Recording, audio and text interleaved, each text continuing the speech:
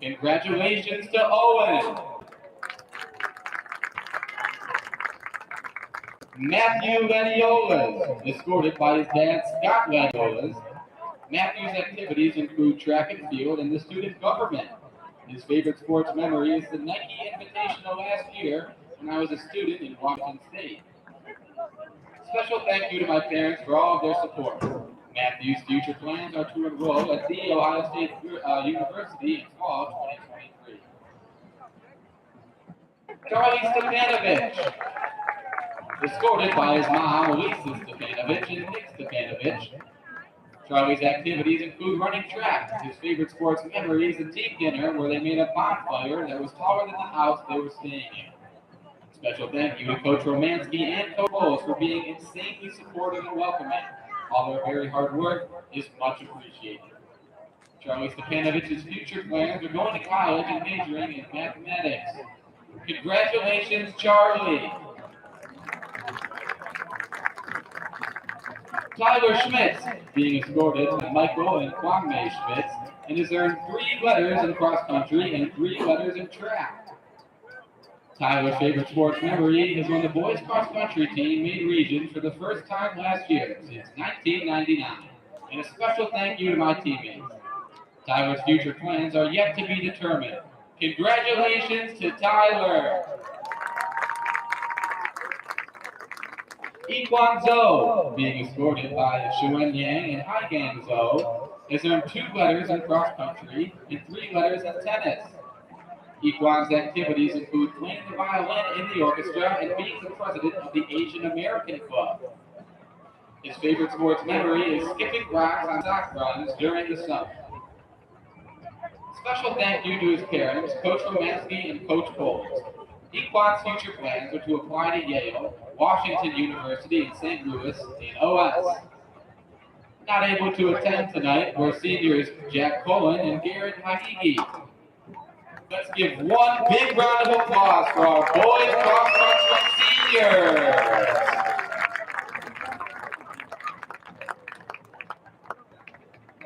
Now introducing girls golf. Caitlin Campbell, being escorted by Chris and Kim Campbell, has earned 1 varsity letter in golf and 2 varsity letters in softball. Caitlin's activities include playing softball, National Honor Society, and Model UN. Her favorite sports memory is the match when I hit 4 different trees on 1 hole. A special thank you to my coaches and teammates for always uplifting me and pushing me to succeed. Caitlin's future plans are going to college and studying environmental science. Congratulations to Caitlin. Natasha Garlauskas, being escorted by Beacon Tuss and Tina Garlauskas, and has earned 2 letters in golf and 3 in softball. Natasha's activities include National Honor Society, National English Honor Society, Student Council, being a Westlake Baseball Board member, Westlake Baseball umpire, and Ohio Softball Association umpire. Her favorite sports memory is when she shot a hole-in-one. And a special thank you to my parents for passing on the passion for trying new things and for all the opportunities they have given me. Also, Coach Edmonds and Coach Dennis for absolutely everything they have done ever since day one. Natasha Garlauskas' future plans are to attend the University of Kentucky as a nutrition major. Congratulations, Natasha. Ekaterina Lett, being escorted by Laura Lett and Sean Lett, has earned 1 varsity letter in golf. Ekaterina's activities include National Honor Society, Model UN, and Secretary of National English Honor Society. Her favorite sports memory is when my teammates face planted trying to jump over a stream. Special thank you to my parents for always pushing me to do my best and being beyond supportive, and to Ms. Dennis for helping me get on and off the golf course. Ekaterina's future plans are to attend the University of Arizona for veterinary studies. Emma Polak, being escorted by Krista and Scott Polak, and has earned 3 letters in soccer and swimming. Emma's activities include National Honor Society, National Spanish Honor Society, Student Council, and Tea Club. Her favorite sports memory is watching Gabby try to steal my snacks on the court and field. Special thank you to Coach Edmonds for always being there and supporting me, Special thank you to my parents for always getting me into golf and countless coaching points in the car after a bad match. Also, thank you to my teammates for always cheering me up after the long match. Emma's future plans are to go into college and major in finance. Congratulations to Emma. And Gabby Polak has earned 3 varsity letters in golf and is also a member of the girls' soccer team and swim team. Gabby's activities include National Honor Society, National Spanish Honor Society, Student Council, Key Club, and Spanish Club. Her favorite sports memory is running late to a match, forgetting my golf shoes at home, and having to wear my coach's tennis shoes during the match. I love playing with my twin sister and hope not to get into an argument in the middle of the golf course. It was a really fun 3 years. Special thank you to my dad for getting us started in golf. Couldn't have done it without you.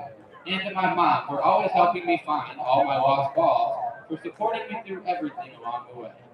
I would also like to thank Coach Edmonds for everything she's done, supporting me through all my breakdowns on the golf course, when playing bad, and for all the fun memories. Thanks to my teammates as well, as every new player I've met along the way. Gabby's future plans are going to college and majoring in the health sciences field. Congratulations to Gabby and Emma. And one big round of applause for girls golf. Next up is boys golf.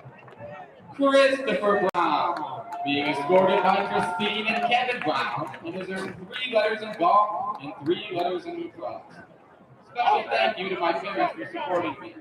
Christopher's plans are to attend college, but he has not yet decided where. Chris Brown. Let's give a big round of applause for boys golf.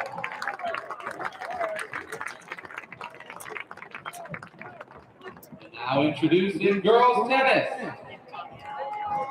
Sarah Casco is escorted by Dan Karen and Elizabeth Casco, and has earned 3-year letters in track and is starting her first year in swimming this year. Sarah's activities include track and field, being Vice President of Student Council, National Honor Society, and National English Honor Society, and co-captain of the varsity B tennis. Her favorite sports memory was winning the SWC in last year's. Special thank you to my mom and dad for supporting me through every year I have done sports and through a bad injury my freshman year. Sarah's future plans are to study criminology and forensics investigation at West Virginia University. Congratulations, Sarah! Stephanie Chang, escorted by Carl Chang. Stephanie has earned 2 letters. Stephanie's activities include contemporary youth orchestra and science Olympiad captain. Her favorite sports memory is my first time going to the sectionals and getting to spend the entire day with the team. Special thank you to my parents, coaches, teachers, and friends. Stephanie's future plans are she hopes to go into college for dentistry and become an orthodontist. Congratulations, Stephanie. Stella Davison, being escorted by Donna Davison and Keith Davison, and has earned 4 letters and is a captain this year. Stella's activities include Student Council, French Club, National Honor Society, National Youth Delegate for the state of Ohio. Her favorite sports memory is winning the GLC conference last year. A special thank you to my wonderful parents, amazing coaches, and grandparents for being there for me every step of my tennis career. The support around me has pushed me to play my best on every single match. Stella Davis's future plans are pursuing a degree in engineering. Congratulations, Stella. Brooke Evans, being escorted by Neil and Dawn Evans, and has earned 3 letters in tennis. Brooke activities include National Honor Society, National English Honor Society, being Vice President of the senior class and Secretary of the new Student Welcome Committee. Her favorite sports memory is winning GLCs last year. And a special thank you to my mom and dad for always being there for me. Without your inspiration and support, I might not be the person I am today. Brooke's future plans are majoring in international business with a minor in marketing. She is undecided on the university. Congratulations to Brooke. Riley Higgins, being escorted by Dan Higgins and Stacy Higgins. Riley's activities include orchestra, student council, National Honor Society, National Spanish Honor Society. Her favorite sports memory is beating Avon in doubles this year with my best friend team. Special thank you to my family, Red Gatorade, and the lead singer of the Arctic Monkeys. Riley's future plans are to study geology and archaeology. Congratulations, Riley. Michelle Ho is escorted by Olivia Chang and has earned 4 varsity letters. Michelle's activities include the National Honor Society, Science Olympiad, and in her spare time she likes to volunteer as a tennis coach. Her favorite sports memory is winning the GLCs with Brooke on doubles and then winning GLCs as a team. A special thank you to my parents, my brother Nathan, my coaches, and my teammates. Michelle's future plans are studying biology and going down the pre-med track. Congratulations to Michelle.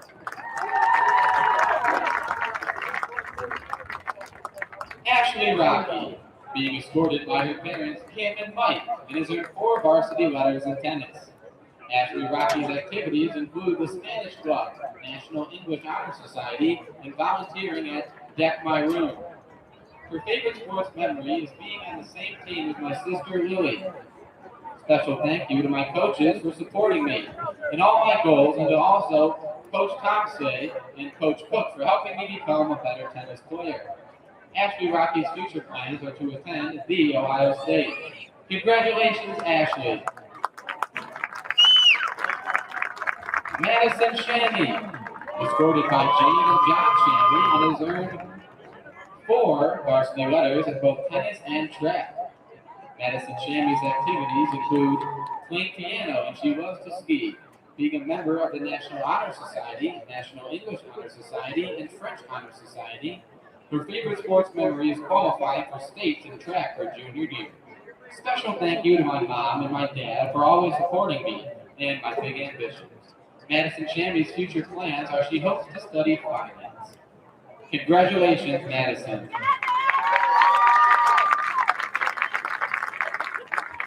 Theodora Stroya, being escorted by her parents, Lydia Burgain. Theodora's activities include being the secretary and treasurer of student council, as well as a member of the National Honor Society, National English Honor Society, National Spanish, and National Latin Honor Society. Her favorite sports memory is playing a made-up version of tennis with 5 or 6 people on each side of the court with our coach feeding us balls. All of us would scream for people to hit the ball to, and when someone won the point, we would go crazy. We played it almost every day. Special thank you to my family, Coach Tamazi, and to my teammates that made these past 4 years so much fun. Theodora's future plans are to study neuroscience on the pre-med track, along with a minor in Spanish. I also plan to continue my tennis journey throughout college.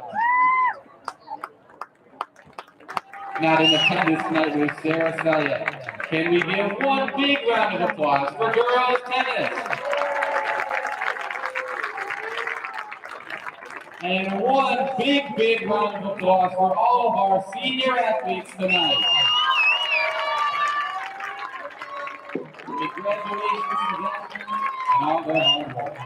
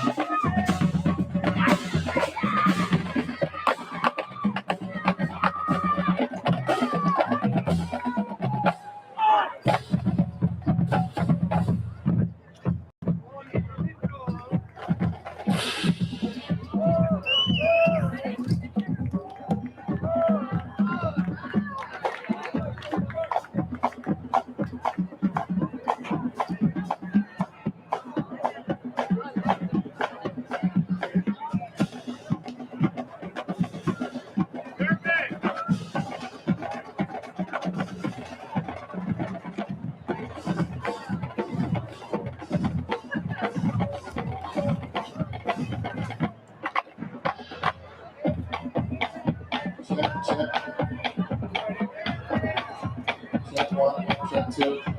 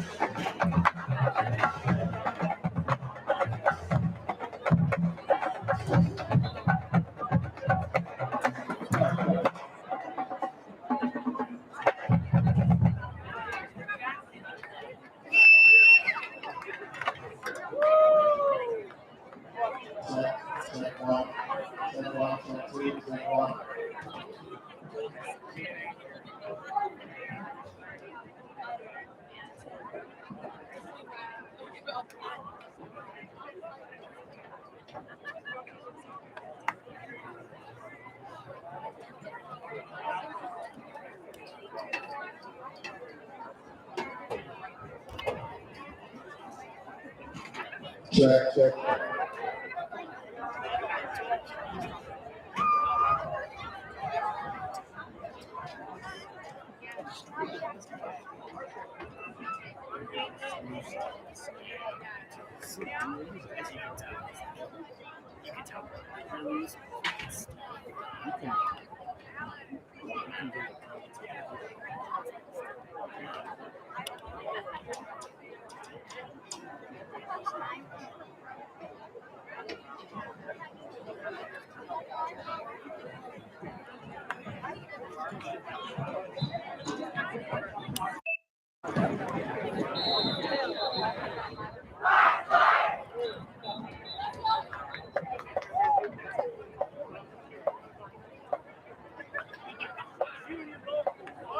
Good evening, ladies and gentlemen. Please welcome the pride of Westlake, the Westlake High School Team and Marching Band. The band is under the direction of Secretary Patriot and Mr. Joe Padala. The percussion instructor is Emma Sobokul, and auxiliary classes.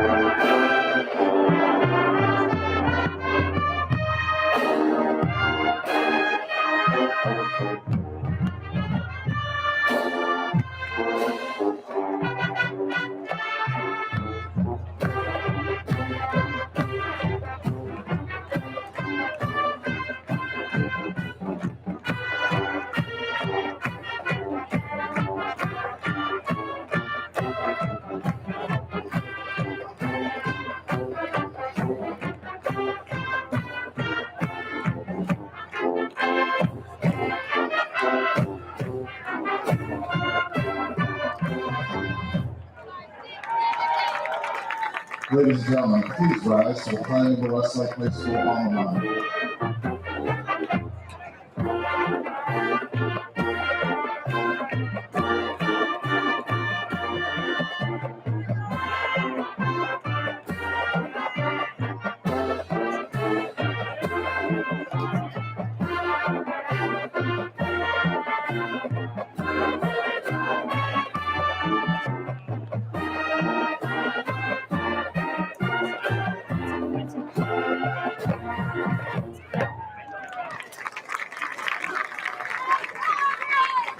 Now, ladies and gentlemen, please rise to the playing of the Westlake High School alma mater.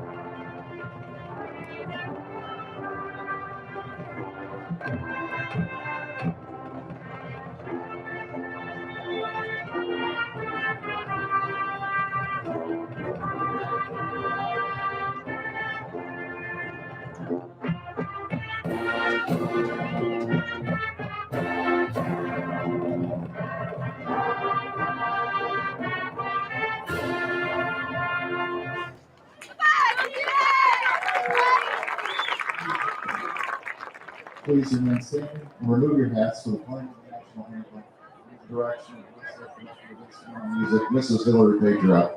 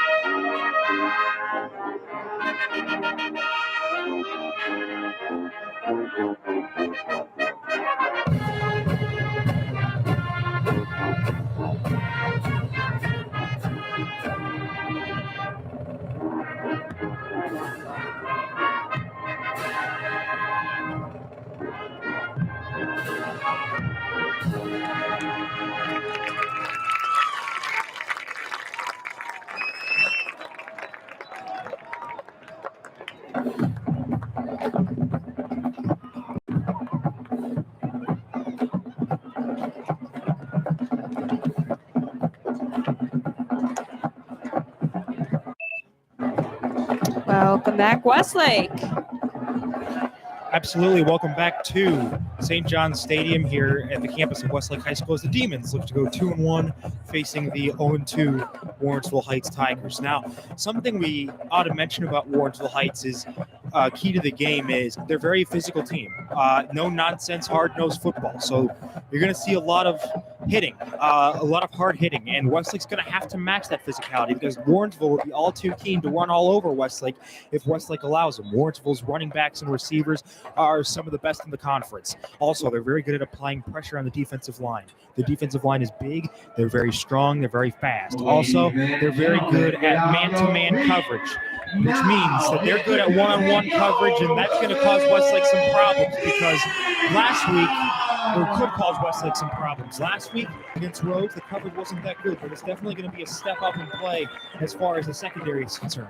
Now, if I'm Westlake, don't turn the ball over. Do not give Rhodes a short field to work with. We saw them do that against Rhodes, and while Rhodes did not do a particularly good job of taking advantage of that, you still cannot do that against the majority of your opponents. For Warrensville, you got to play your game. Westlake is obviously going to have to match them step for step as far as physicality is concerned. But if Warrensville plays physically and they man the trenches and they control the offensive and defensive line, which they have the talent to do, this will be a very tough game for Westlake. So in my opinion, it's just going to be physicality versus speed. Which one will win out?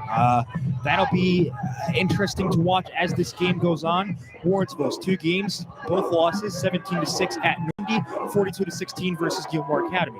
Westlake, as we all know, 21-7 loss to North Royalton, but rebounding nicely last week with a 30-20 win against Rhodes. So that's your outlook for today's game, as I believe we're going to have kickoff here in a few moments. It's the Demons and Tigers here tangling at Westlake, Ohio. At this point in the season for Westlake as well, I'd like to comment on is we had a couple people on the hurt list as of last week. A couple of these people worth mentioning off this week's roster is Will Ostrowski as well as Kale Cipollone. Kale is one of our key defenders. He's a tight end. And Will is one of the star wide receivers and defensive back. Yeah, obviously what happened with Will Ostrowski last week, a kind of a questionable decision of holding him out this week, but that's just how it is. Westlake's going to be missing a great defender and a great tight end in Cipollone, and their number one receiver as well as running back in Ostrowski. So I'm going to be very interested on how they approach this football game.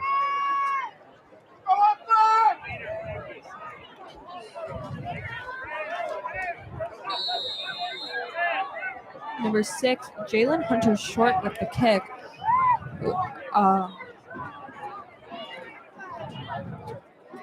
With Caden Cole and Rummel back deep. So obviously you want to keep it out of Rummel's hands, as he saw last week with a couple of great returns against Rhodes. Warrensville's probably going to have to focus on keeping it away from him, as well as Caden Cole. Cole hasn't been able to show off his playmaking ability. Incomplete into the end zone.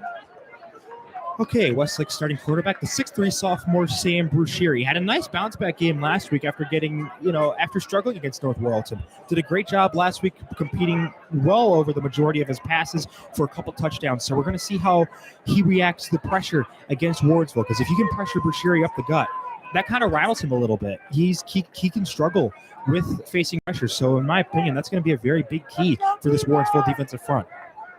Yeah, I agree with you, Alan.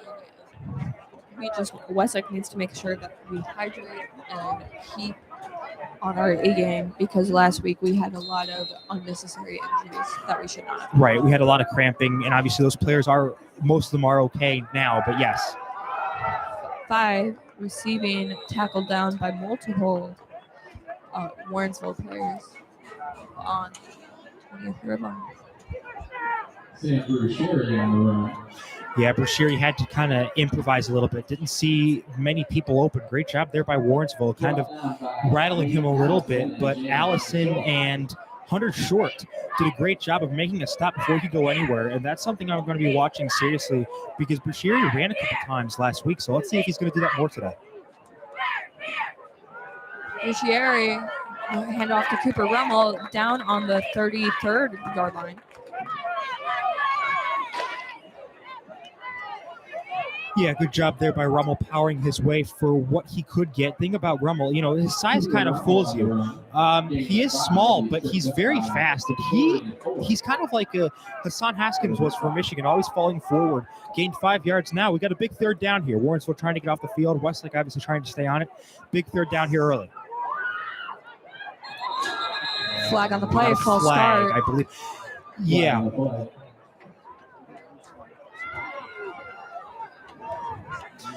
And it's interesting too, because a lot of the penalties on Westlake. A lot of the penalties that Westlake had were false starts, encouragements last week. I'll be interested to see how they kind of clean that up as this game goes on, but obviously not a good start, bringing a 3rd and 5 to a 3rd down and 10, which is what you do not want if you are Westlake facing this tenacious Warrensville defense. Bruchieri looking to the right, out to Caden Cole, receives it just past the 30-yard line. Great job there by Bruchieri, looking off his receiver there, getting it to Caden Cole on the right side of the field, just getting to that first down marker, and great job there exploiting Warrensville's man-to-man coverage. And we mentioned how Warrensville kind of likes to leave their corners on an island, and Westlake did a great job of kind of exploiting that, getting about 10, maybe 11 yards, and getting a first down. Big first down for Westlake. Beautiful pass as well. Hand off to 34. Marcelli running right through traffic of Warrensville defense.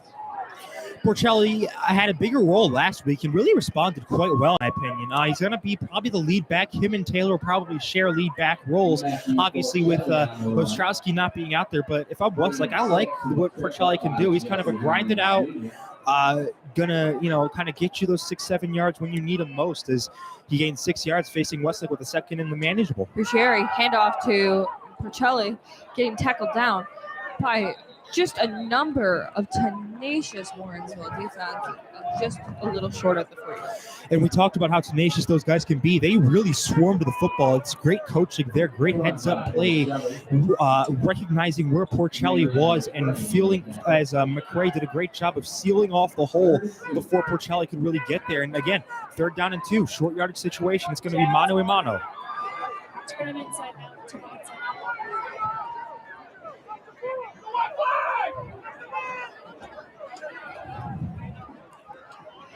Bruscieri looking up,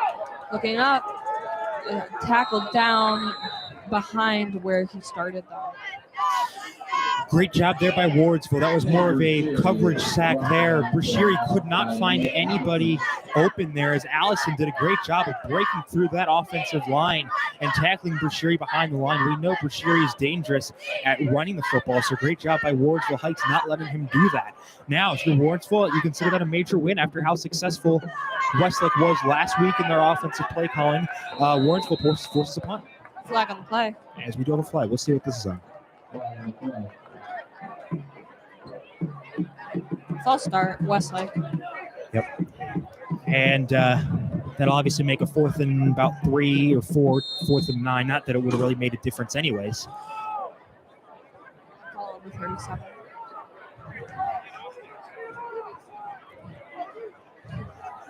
My apologies. Bruscieri snaps just clear on the 30-yard line, picked up by Warrensville, deciding to run it down the middle of by the left side of the field, just a little short of the 50-yard line.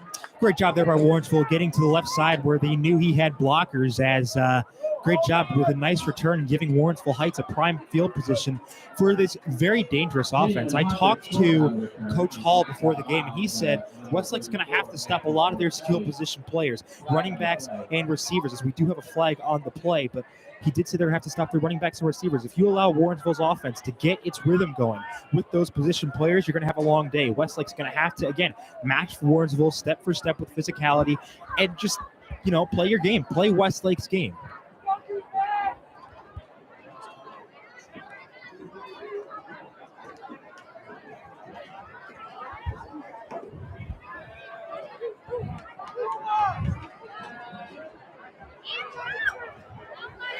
As I believe, from what I'm hearing, it's going to be a block in the back on Warrensville. However, I don't know for sure.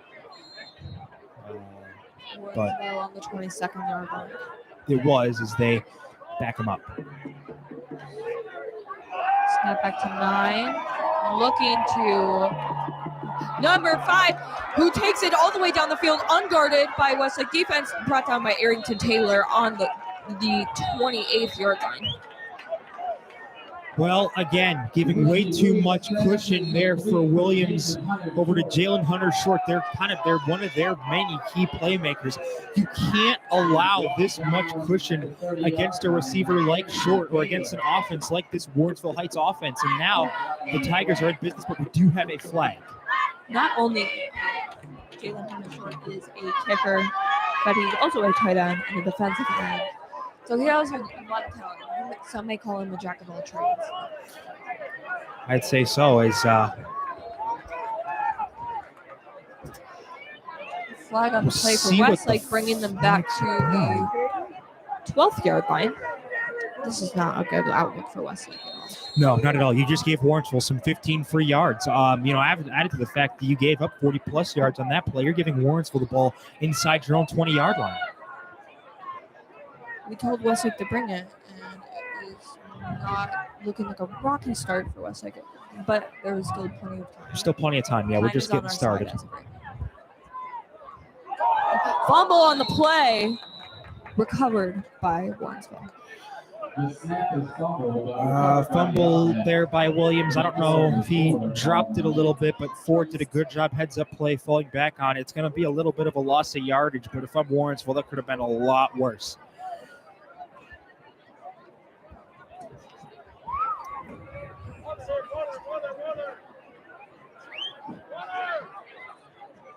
As we got a second down. And like a little huddle for Warrensville right now as we decide the next course of action coming into the strong.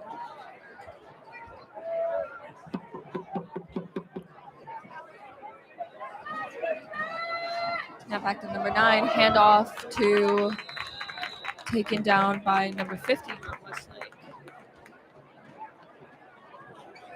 Cooper Pollock. Yeah, Salters, their lead halfback, didn't have anywhere to go, but great job there by Pollock, getting great defensive penetration, pushing that Warrensville Heights offensive line backwards, and getting to Salters before he could really get anywhere. Great job there by the defensive line, getting a good push up front.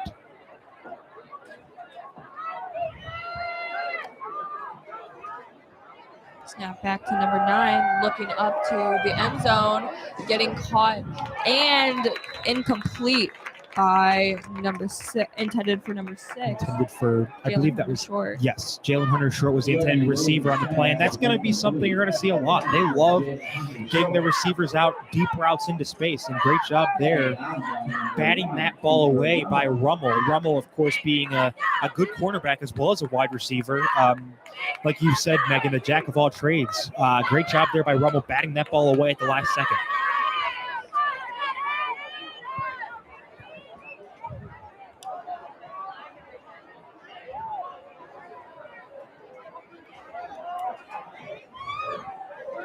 Another snap on the play, going all the way down, and a touchdown by Warrensville, number 2, Victorian Ford. Well, we talked about how good Warrensville could be if you let them kind of get away a little bit. And Salters doing a great job of avoiding that Westlake defense. And Westlake, again, we've harped on this for the past couple of weeks.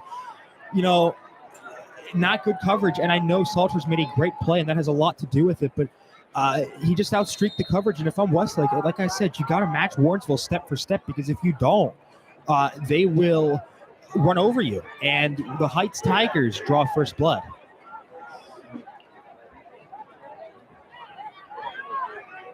Tigers going for the kick.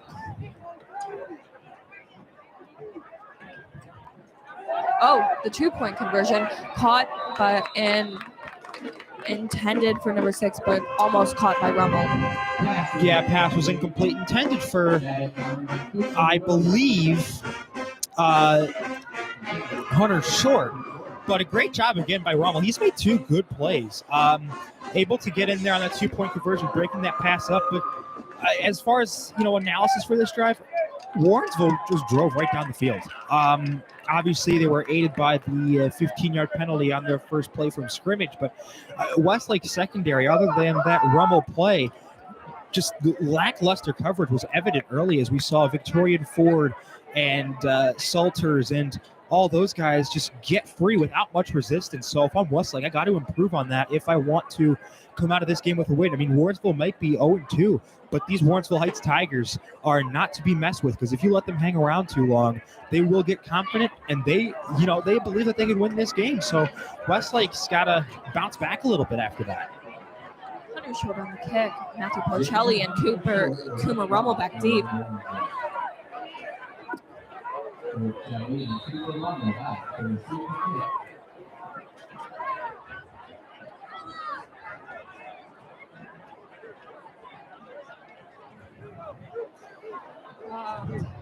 Kick flying around, recovered by Rummel on the 20-yard line. Cooper Rummel going right through traffic down the left side of the field. Just a little short of the 3. Yeah, Rummel did a good job of making something out of nothing there. There wasn't much there for him, but he was maneuverable and got inside the 30 by Jalen Hunter Short, who was the one that kind of saved even a bigger return. But a great job by Rummel maneuvering in and out of that Warrensville Heights special teams, which is not an easy thing to do.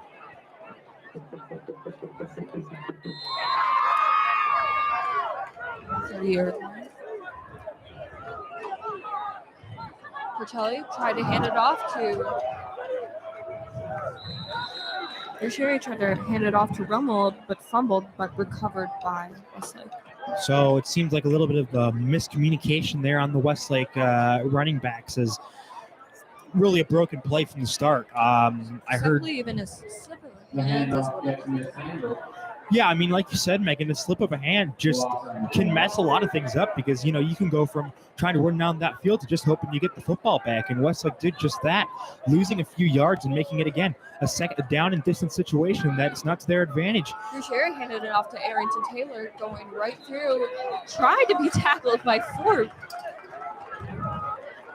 Warrensville Tigers, just barely bringing him down. That is why I love Arrington, because he is just such a tank on the field, and he's so hard to be brought down, which is really his superpower. Oh, yeah, absolutely. You got to wrap him up, and even then, that's still not enough. I mean, you know, I compared him to Earl Campbell last week, and, you know, that's not really and it's not far off. No, it's not, because he just fights through these tackles. I mean, you saw how many people it took to bring him down. I mean, this guy just fights. Pass intended for Cooper Romo on the 30-yard line, but just fell short. Yeah, a little bit underthrown there, and it was a good play call. I like the play fake there, trying to give it off to Taylor, dump across Warrensville Heights, and it nearly worked. For sure, you just got to put a little bit of extra air on there, and you'll be successful with those plays 9 times out of 10. And another defensive stand by Warrensville Heights, which is something that they could not do last week against Gilmore. Something they couldn't do last year against Westlake, but they're definitely up to the challenge now. And, you know, we talked about how each team will be in for a fight. This is obviously a very evenly matched game so far. Yeah, I definitely agree with you. This might be Westlake's most evenly matched and closest game of the year. I wouldn't be surprised. I mean, you know, he kicks on the 30-yard line. Yeah, I mean, we talked about how evenly matched these two teams were.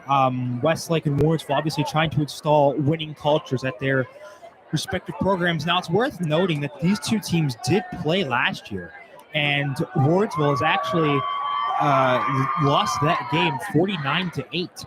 But obviously, you know, it doesn't seem like that's going to be the result this time, because, I mean, it's just such a game where it's a toss-up. I mean, it's literally a coin flip. You can make a case for each team, and as of now, momentum is on completely Warrensville's side right now.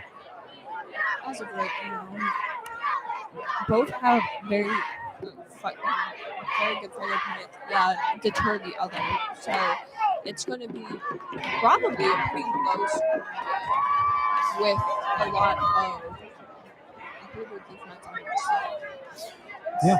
9 snaps to 26, running downfield, tackled down on the 40-yard line by number 30, Sam White. White all over the place last year, as Sims was the guy on the catch there. Does a little bit of everything. Plays on the defensive line too, but great job there by White. Getting, again, he's got a nose for that football. Great football IQ. Getting over there, making a nice short tackle on Sims and limiting him to not much after that catch. Westlake has a lot of superpowers on their team, and one of them is Sam White. Sam White is very calculated on the field. He knows where to tackle and when to tackle. I've never seen Sam fall short on a play that he wasn't supposed to. Jalen Cook snapped and taken down on the 40-yard line. No gain or loss.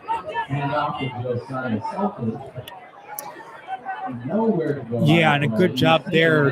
Got brought down by Mustafa. Obviously, a very menacing presence out there in the middle of the defensive line. But Salters, we talked about him, how he's good in receiving, also a very good runner. So great job there by Westlake's defense, and Mustafa in particular, bottling him up before he could really get anywhere. And now Warrensville is the one that's going to face a third down. 6 looking all the way downfield to number 2, caught by number 2, 22. I believe that was Ford, I think. Or Salters. Multiple flags on the play, however. We'll see what this is about. It seems like it's going to be pass interference on Westlake.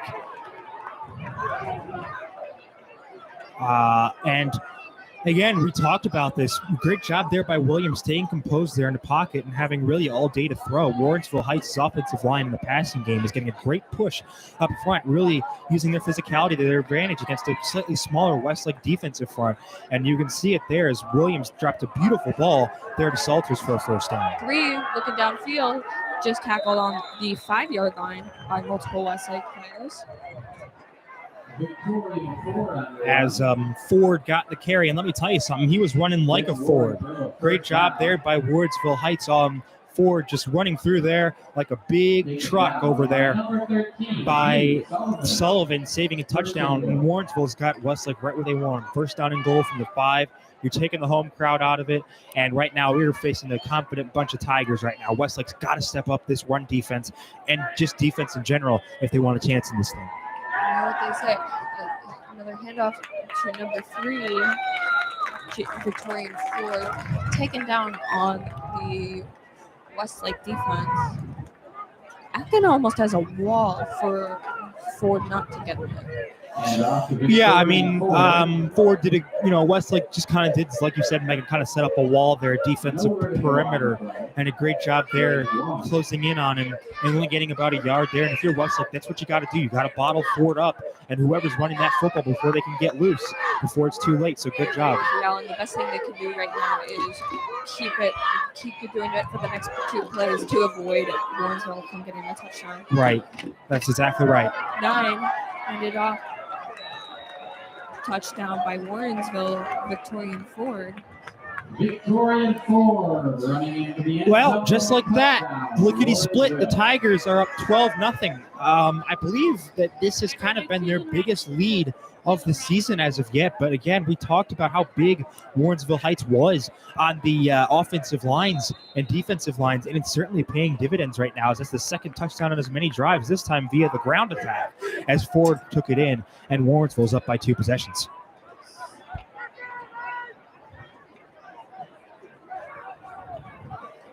Warrensville going for the 2-point. Looking deep, caught by number 26, Ryan Sims. Well, Sims did a great job adjusting to that. Great pass there by Williams. And Westlake is now down 14-0. And right now, Megan, it seems like Warrensville, I don't know if you've noticed this or not, it seems like Warrensville is having their way right now with this Westlake defensive line, because you look at what they've done, especially just moving down this field like a hot knife through butter and almost no resistance. And you got to give credit to the big hog mollies up front as they are just paving ways for the quarterback to get a good look over throw, giving them a lot of time, and to give their running backs, whether it's Ford or Salter, to get into the end zone. So, I mean, Westlake's going to have to, like I said, match Warrensville Heights physically and as well as use their speed. I'm to their looking down advantage. on the Westlake team right now. Everyone looks sad and sullen and not looking like revved up and ready to do something about it, which is a pretty telling sign in my opinion. It is, and you gotta remember, you're not going to get this all back in one play. Play your game. You still have plenty of time. Play your game. Take it one play at a time. Win first down. You can go from there. Because right now, I mean, like you said, Megan, Westlake is looking completely dejected over there. Rome was not built in a day, Alan. Remember that. Right. As we got the usual suspects there, Porcelli and Rommel back deep to return.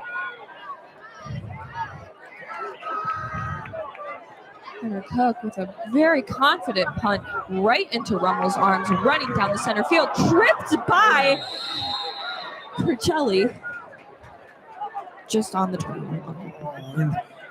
That's kind of a killer, because if Rummel wasn't tripped over right there, he'd still be running. Great job there. I think it was either the turf monster or heads up play there by Warrensville's defense. I think it's a bit of both. Is Westlake again going to start at the 20-yard line? And I mean, this is a very big drive right now. If Westlake can't get something going, even if they don't score, just getting a couple first downs, if they can't even do that, then that's going to be a very telling sign of how this game's going to go, because Warrensville right now, they have no intention on slowing down. So Westlake's offense has to get something going and get some momentum back on that sideline.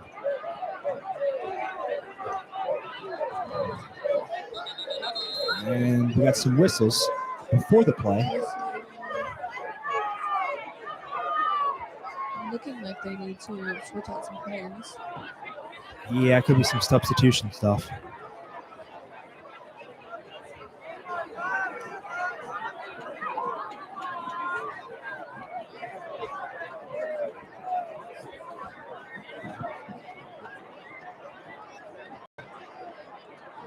In the meantime, I would like to thank all of the people that are watching right now.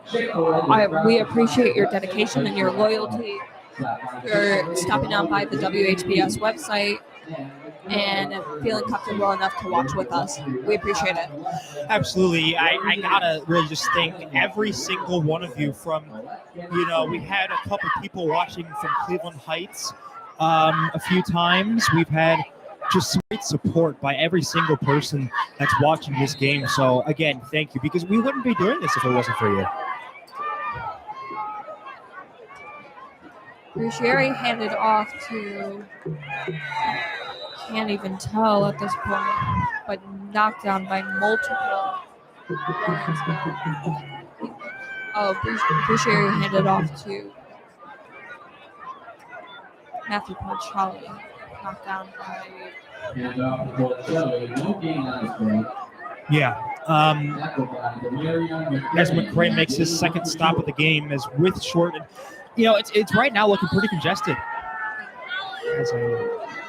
Brucieri pass to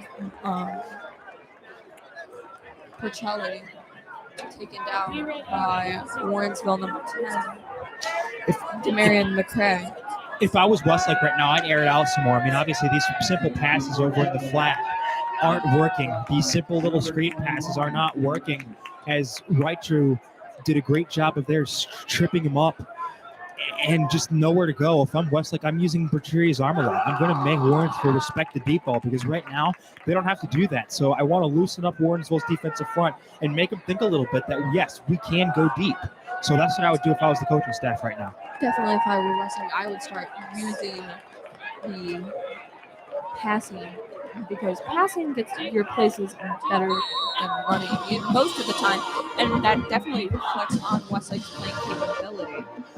Passing is usually their stronger suit. Excuse me. Yeah, it is. I mean, obviously, Westlake's been kind of a run-first team, but if that doesn't work, you got to be able to air it out. And Westlake's got some playmakers. You can line Porcelli, Rummel, and/or Taylor out there deep, and they can get you some big plays, as we've seen over the last couple weeks against North Royalton and Rhodes, respectively. So, in my opinion, that's what they got to do. They got to make those safeties kind of play deeper right now, because right now Warrensville, now from what I am hearing, they're kind of playing a cover zero defense from what I'm hearing. And if that's not exactly accurate, I do apologize. But what that is kind of like everyone's tightened up to the line of scrimmage. No player is deep down the field. And part of that's got to do with how good this Warrensville man-to-man coverage is. I mentioned earlier that they're comfortable with leaving their corners and safeties out on islands, and right now it's paying dividends. Right now, the Tigers have completely dominated Westlake in all facets of this game. Defense is very smothering, and considering what happened against North Royalton, I'll give them credit. Against excuse me for a minute. Gilmore Academy. I give them credit for just bouncing back and really in a big way against this Westlake team. Like I said, it's a little bit smaller now that they are very fast. They've got athletic talent, obviously, but Warrensville is really using their size, if you will, to kind of wreak havoc in that Westlake backfield, and it's telling right now as we begin the second quarter. Westlake has not gotten anywhere. Brucieri looking up towards Cooper Rummel, but the pass is incomplete on the 30-yard line. Flag on the play, however. I think that's pass interference, if I'm not mistaken. Pass interference. I believe so. We'll see.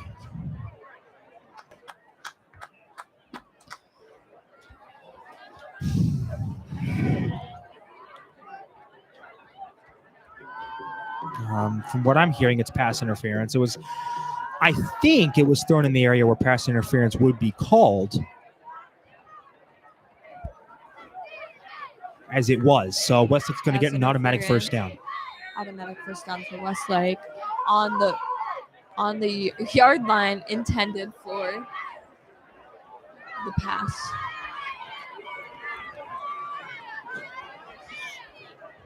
Still a third down with 1 yard to go. Hand off to number 22, but gaining no yards on the 31st yard. Well, we talked about how, non-existent this running game has been as Shields got swallowed up by a horde of Tigers, which is something I really wouldn't want to experience in real life. But again, just this defense with Ford and Renshaw, this front is getting way too much penetration for West against this Westlake offensive line. And if I'm Westlake, I've got to focus on getting a better push up front, because then you can open up some holes for guys like Taylor, for Porcelli, for Shields. And until they can do that, there's nothing really that Westlake can do offensively, because this offensive line has been so dominated. And you got to give credit to this Warrensville defensive front just having their way in all facets of this game so far, and it's showing. And as of right now, it does look like there is a Warrensville player injured. Yeah. Number 21. I believe that's Renshaw. Tim Renshaw.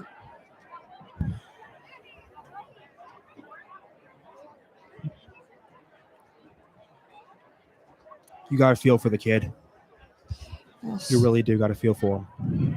It's looking like he is able to get up, walking off the field just fine. Oh, good. Which is a good sign. That's, it's always good to see that, when somebody's down for a long period of time, you worry, and rightfully so, but it's a big sigh of relief, in my opinion, that he was able to get up and walk off that field under his own power. So we certainly wish him the best of luck, and hopefully only if he's obviously fully healthy that he can return to this game.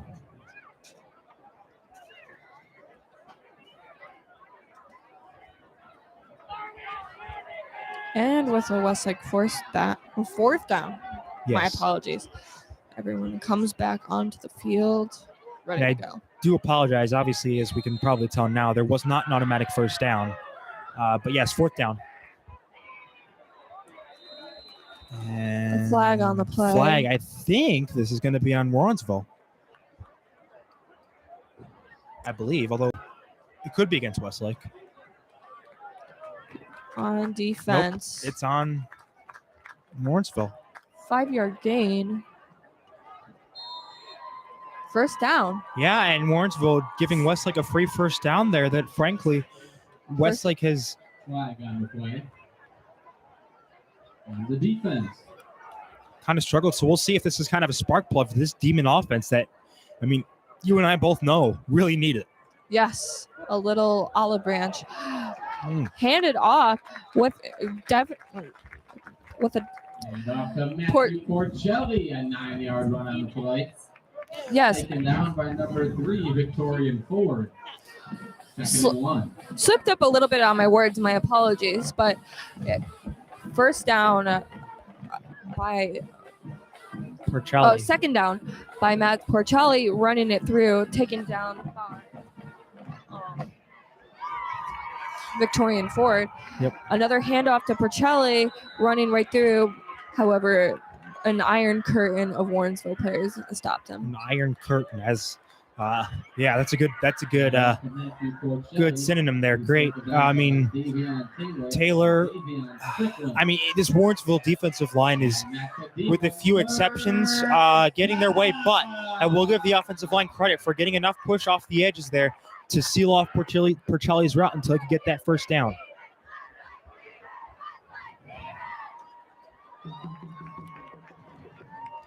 Snap back to Brucieri, looking forward to number 22.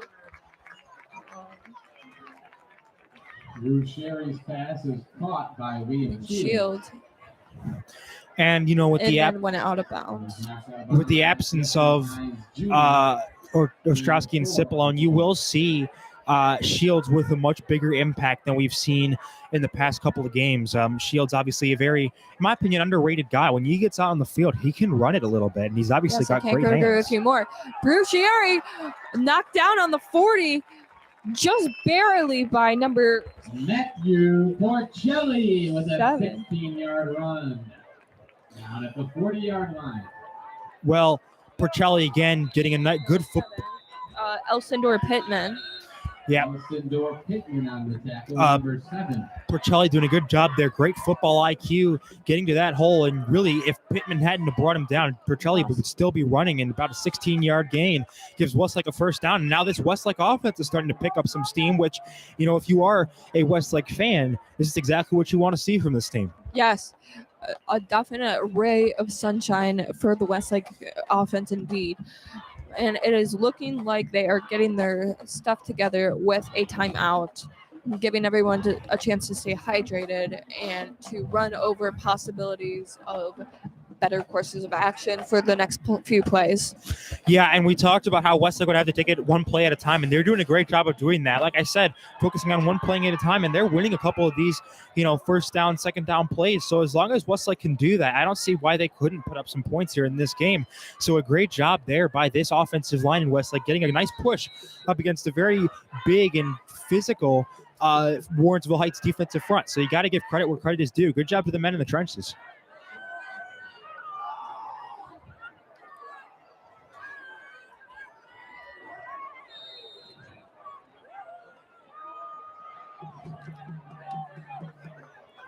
Bucieri taking the run, knocked out of bounds. Well, we got something 3, going on. Flag on the play.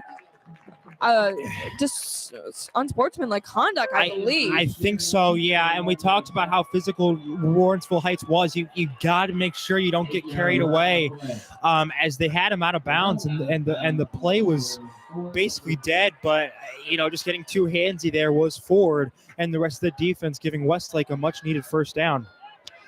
If it is indeed on Warrensville Heights. Ball is now going on to the 17, which is a good Westlake gain. Yeah. So if you're Warrensville, you got to make sure you're not too physical. I mean, it's good to be physical in the plays, but after that whistle blows, you've got to get out of there quickly because the referees are watching you.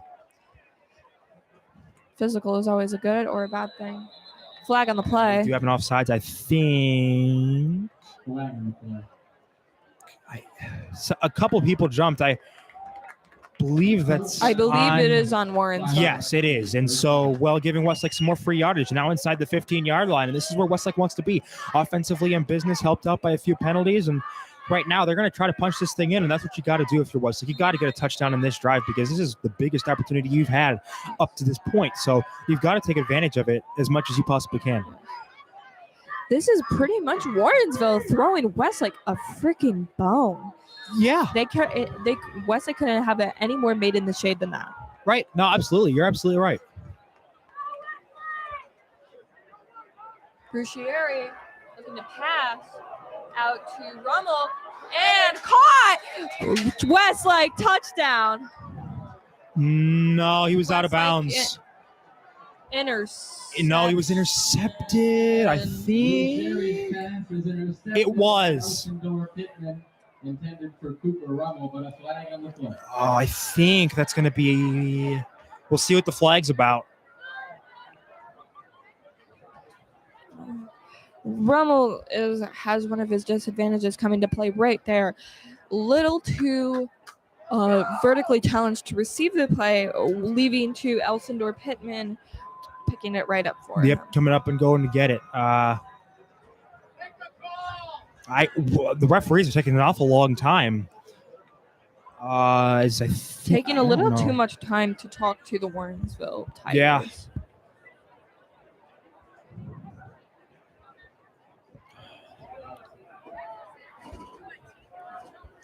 Lots of flags being played on this game already. Yeah. So sideline warning, I think on. Wait, we'll see.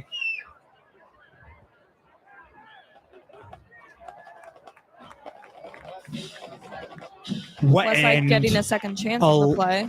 A last-minute reprieve there as a little bit pass interference there. Pittman got his hand caught looking in the cookie jar, and Westlake gets a much-needed reprieve because let me tell you something, all of the air went out of this stadium as soon as that interception happened. But Westlake's going to get a second chance on a first down and goal. And, again, this just kind of proves just Warrensville, again, a little bit too handsy there. You had an interception waiting for you. Rummel couldn't have caught that ball. It was an uncatchable ball, but kind of getting a little bit too rough out there cost Warrensville dearly. Ball on the first yard line.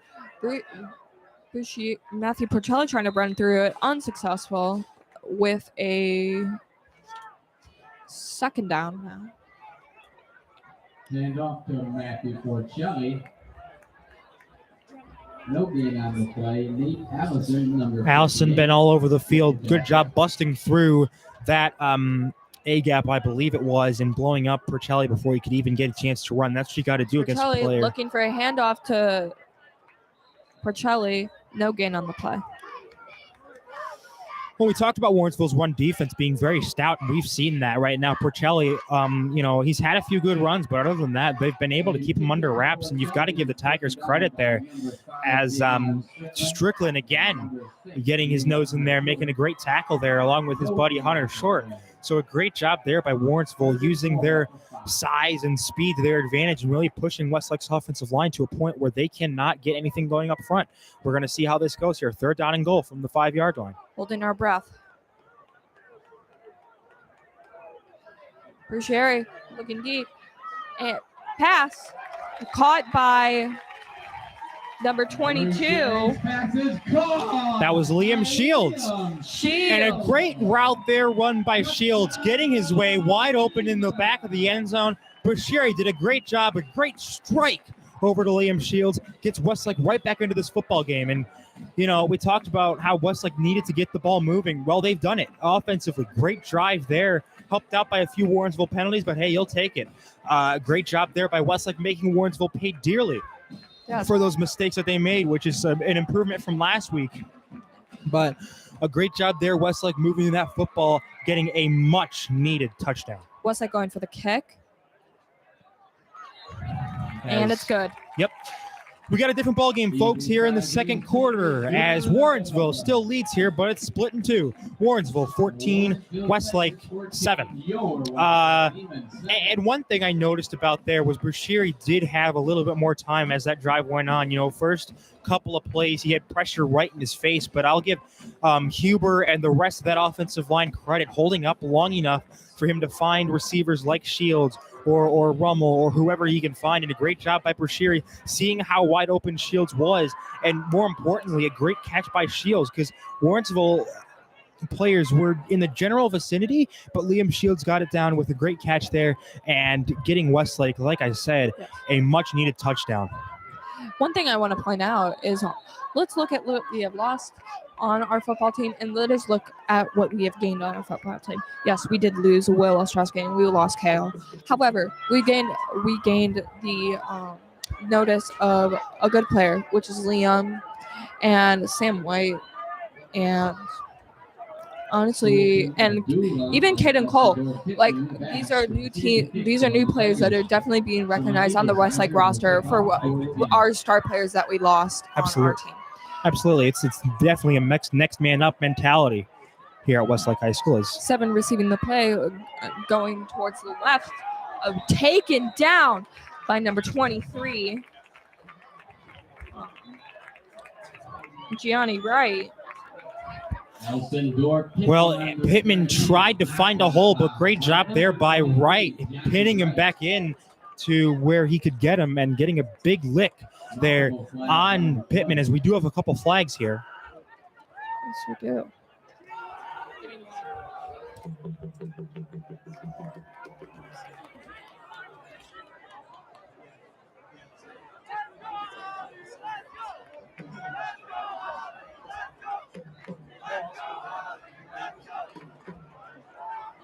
As I believe that penalty is going to be something on Warrensville Heights, I do believe.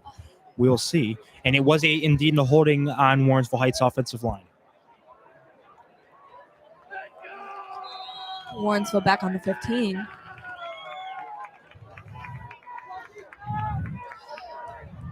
One thing I noticed last week, hopefully that does not happen this week, it was the hostility between fans of Westlake and Rhodes. And based on that these teams are basically equal in play, this hopefully will not be happening again. Yeah. Another flag on the play, false start looking like on Westlake. Got a little bit too antsy over there, getting into the neutral zone, getting Warrensville right back to their 20-yard line, which is almost back to where they were, giving what was a 1st and 10 to a 1st and 5. My apologies. The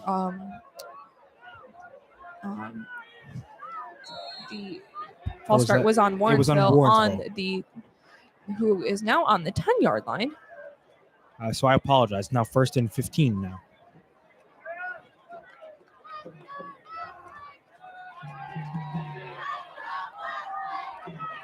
Looking deep, caught by number 2, running it all the way down, taken down by Arrington and number 30, Sam White. All day, just when we needed him.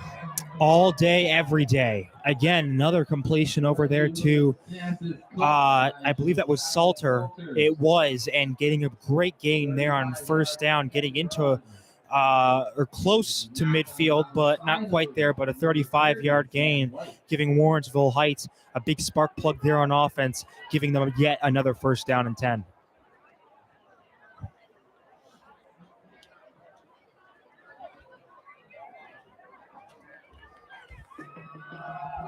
Javion looking towards the center, knocked down by taken down by number 44, Matthew Randall. Randar making his first tackle there as Ford kind of good job there, noticing there wasn't much where he wanted to go originally. Good job turning it up to the center of the field, getting about 9 yards, and we do have another flag. So referees aren't afraid to intervene whenever they need to. I think we might be hearing that word a lot tonight in this game.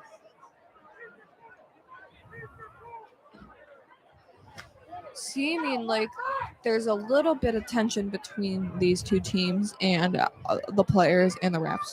Yeah.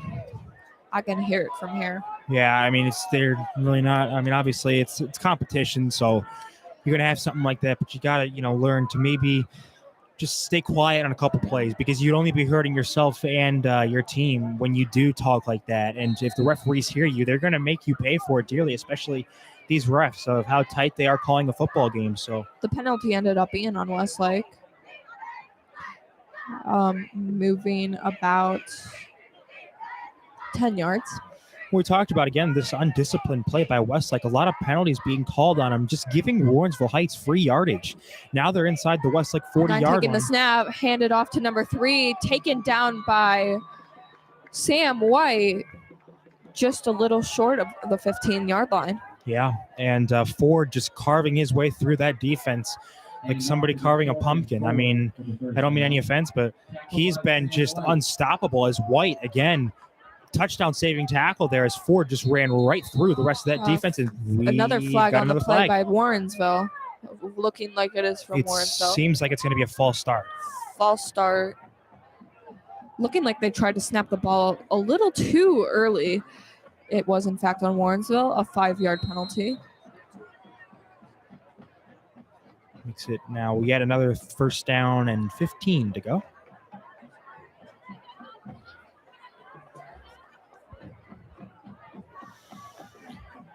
So each team obviously very pumped up, as you can see by the number of penalties, but there's got to come a time where you kind of have to rein it in a little bit, because like I said, you're only going to hurt yourselves and your team, making things a lot tougher than they really have to be. So we're going to see how these teams improve as this game goes on, but definitely a storyline to watch. 1st and 15 for Warrensville. Snap to handed off to 3, carving a little on the 20, taken down by number 21, Arrington Taylor. Taylor making his first tackle of the game, getting about 6 yards. And, the old saying in football is, if it ain't broke, you don't need to fix it. And right now, this running game is far from being broke right now. Good job, again, by Ford. I mean, he's only got 2nd and 9, but good job getting past that original line of scrimmage, getting about a nice gain of 6 there, and a good way to start off a drive after a 1st and 15.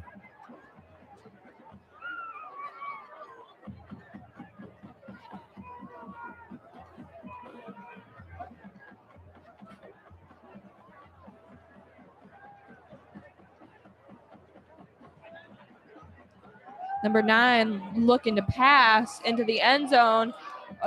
incomplete, intended for number 2, Victorian Ford. Pass is incomplete, intended for Josiah Salters.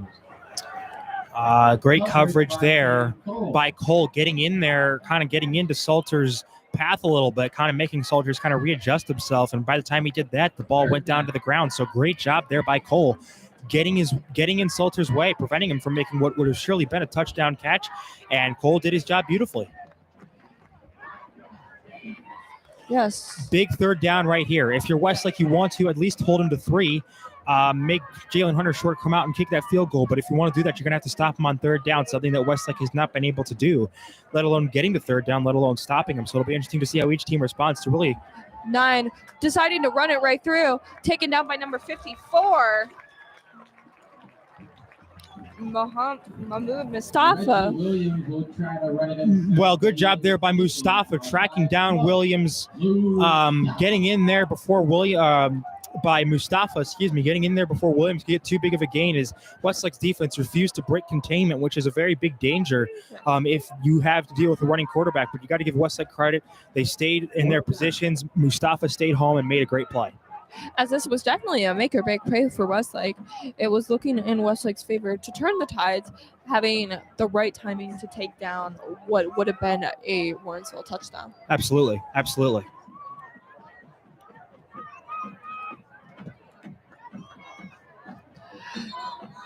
Flag on the play immediately. Let's see what this is about.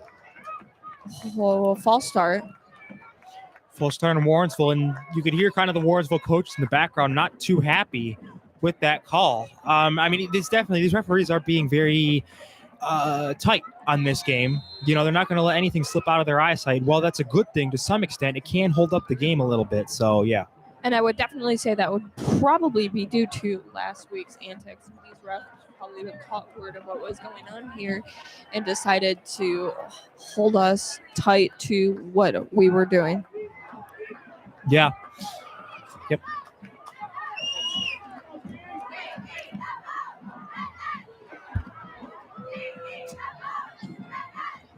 And I believe, is Warrensville going to go for this one here, 4th and long? Snap to number 9. Looking for a touchdown. Incomplete. Pass is incomplete. Great job covering there by the Westlake defensive backs as Salter, again, the intended receiver on the play. And a great coverage there by Rummel, staying step for step with Salters. And that's something we talked about. You got to stay step for step with these Warrensville receivers. You cannot allow them to get one step on you. Rummel did a great job of getting in front of Salters before he could really get open on the play. And Westlake doing a great job there, making a defensive stand, giving their offense back the ball with a little bit of momentum. And with 4 minutes left in the half, Westlake has a lot of time to maybe turn this game around. Maybe even just a little bit more than a half even. Yeah, absolutely. I mean, you still got time to kind of set up a drive. You got the playmakers to definitely get down there and score quickly. So it'll be interesting to see how Coach Hall kind of engineers this offense after a really big play, tide-turning play. Sherry looking to pass out to Cooper Rummel, who pretty ironically tripped again. Intended for Cooper Rummel. Yeah, Rummel got a little bit stripped over his own feet there, but we do have a flag, and I believe that's going to be on possible pass Strickland. interference. Yeah, I think he may have tripped up Rummel.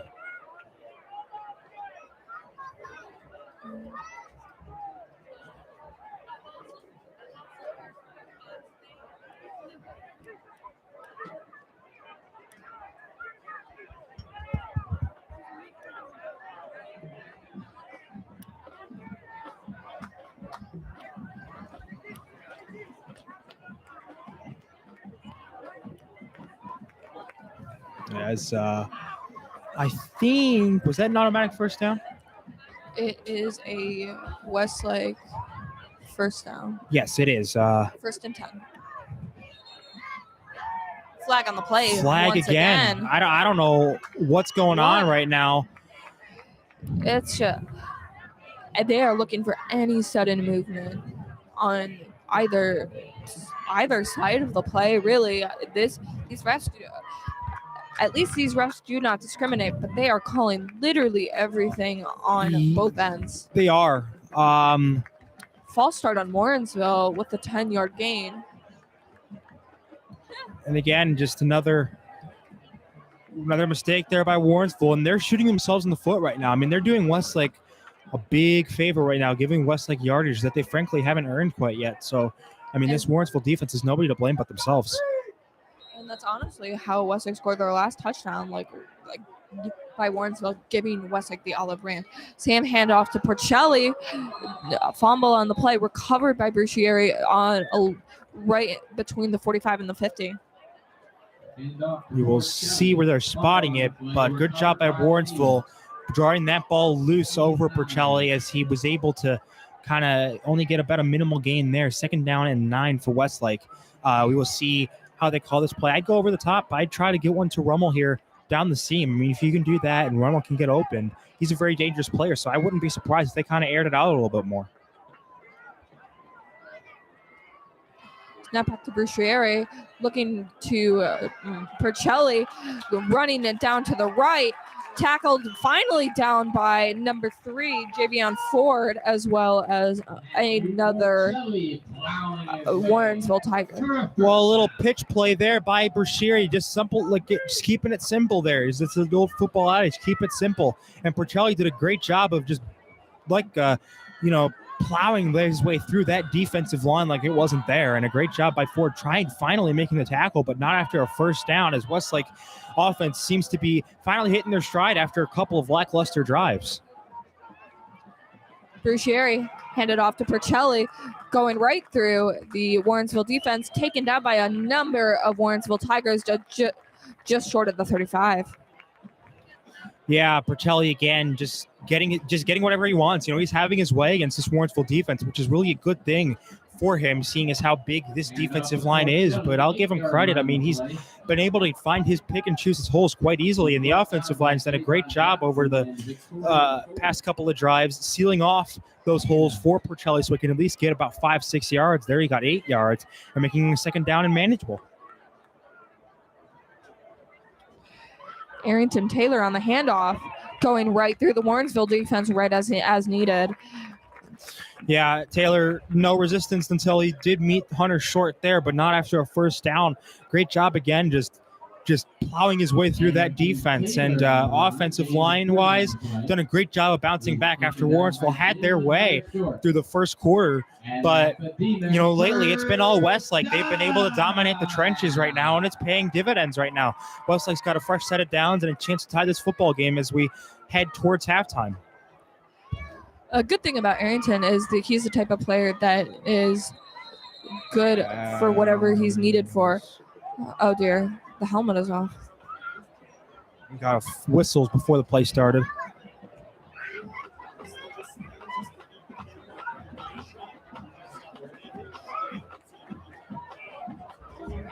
I believe Taylor did get the run, but he didn't get anything.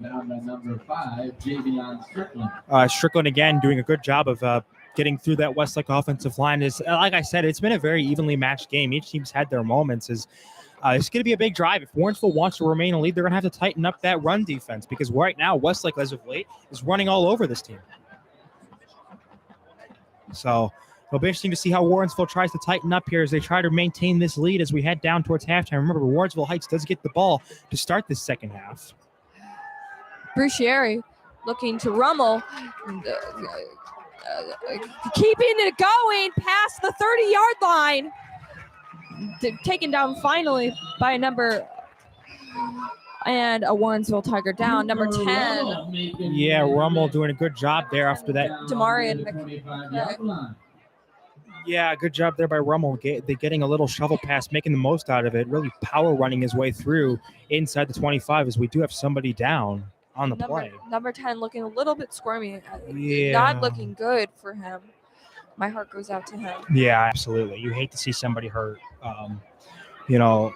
It's unfortunate to watch somebody get hurt like that. And, McCray, hopefully he does okay. And maybe he did get the wind knocked out of him. Yeah, that's what it looked like to me. That's honestly what we're hoping for, really. Yeah, anything worse.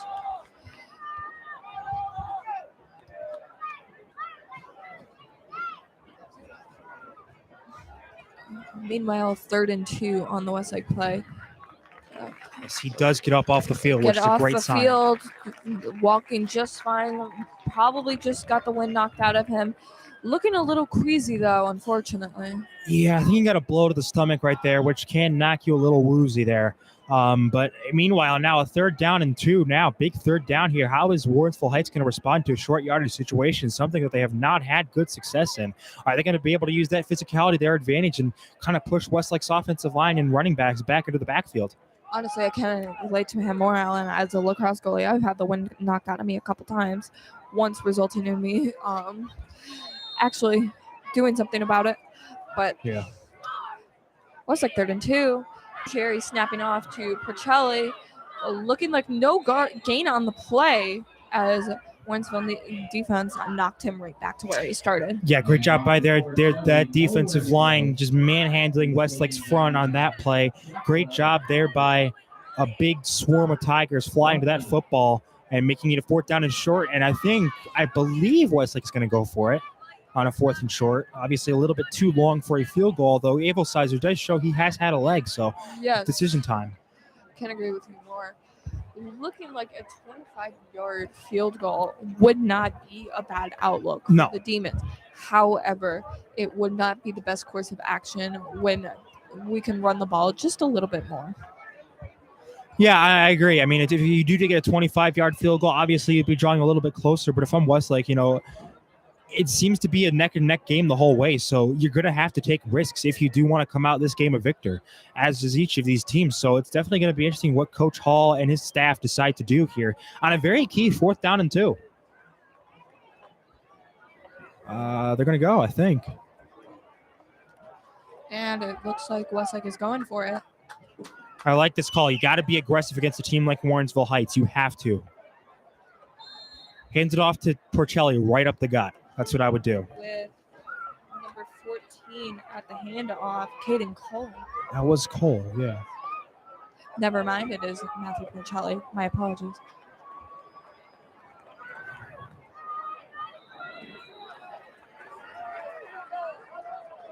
Timeout. I believe I heard somebody say field goal on the field. I could be wrong, but I think they just tried to draw Warrensville offsides. And a great job there by Warrensville, keeping their composure, something that they had trouble with early on in the game, but a good job there by Warrensville, keeping their composure, not allowing Westlake to draw them off sides. And again, great job, great defense.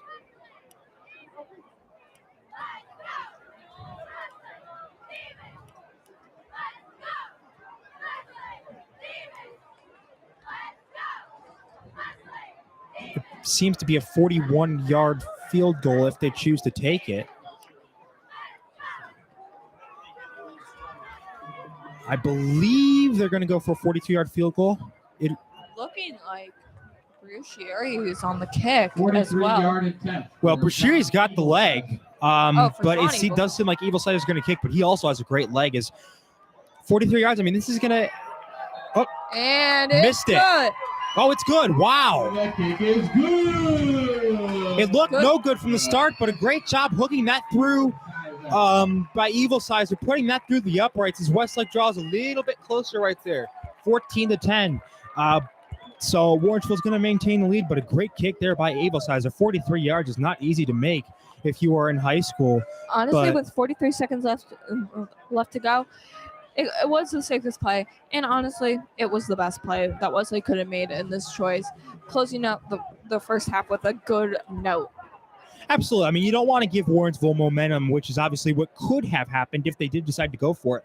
Late in the first half, you got to get points. Great job called by Hall, and an even better kick there by Evil Sizer. As we got a 14-10 ball game with 43 seconds left. It'll be interesting to see what Warrensville does. Remember, they do get the ball to start this second half. So we'll see.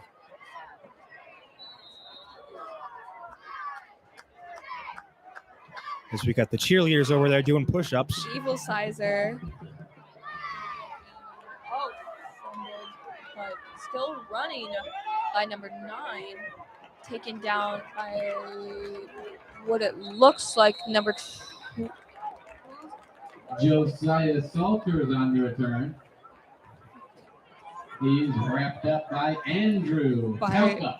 Good job there by Palka. Obviously, he made a couple timely stops last year against the Rhodes, or last week, excuse me, against this Rhodes team that they played last week. Good job wrapping up on a pretty tough guy to bring down. As Salters is a very tough guy to bring down, but and getting him to the ground quickly before he could really do anything.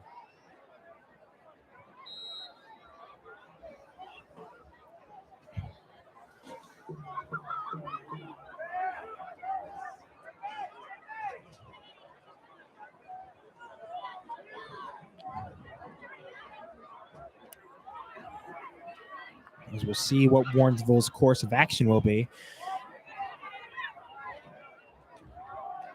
Snap back, hand off to number 3, taken down. Oh, taken down finally by a plethora of Westlake people on the 50-yard line.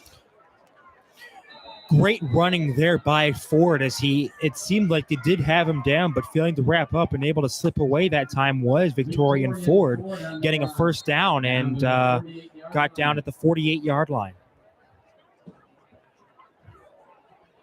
About a 28-yard gain on a play that honestly could have gone for less, but a great job there by Ford using his legs to kind of shrug off those Westlake defenders.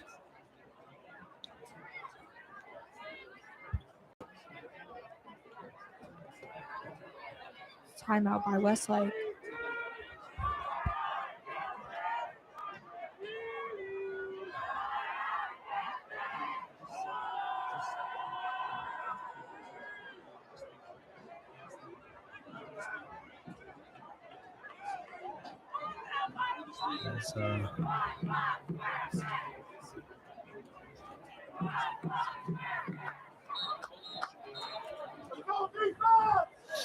This is a big down here. If Westlake's defense can't make a stop, Warrensville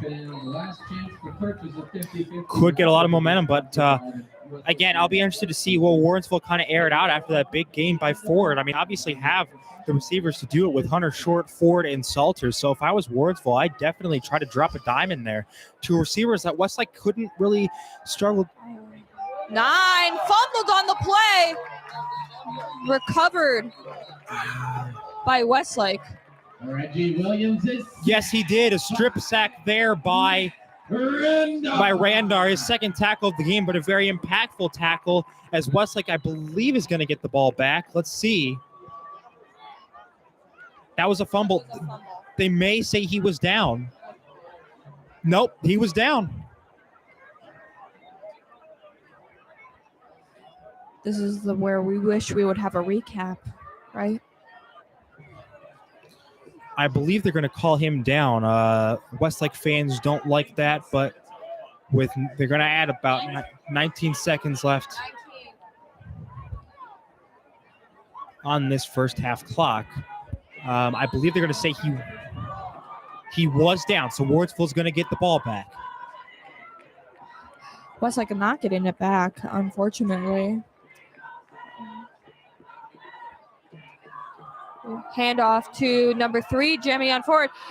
Come on, taken down by number 14, Caden Cole, just a little short of the 30. Yeah, well, Ford is having his way against this Westlake defense, running up and down the field with those guys. Cole had to kind of catch up and make a tackle there, but Warrensville is going to be faced with a fresh set of downs here, first down and 10, with still some time to kind of get that ball out there. So you got to give their offense credit after bouncing back after that controversial sack there, getting a first down, and they're going to reset.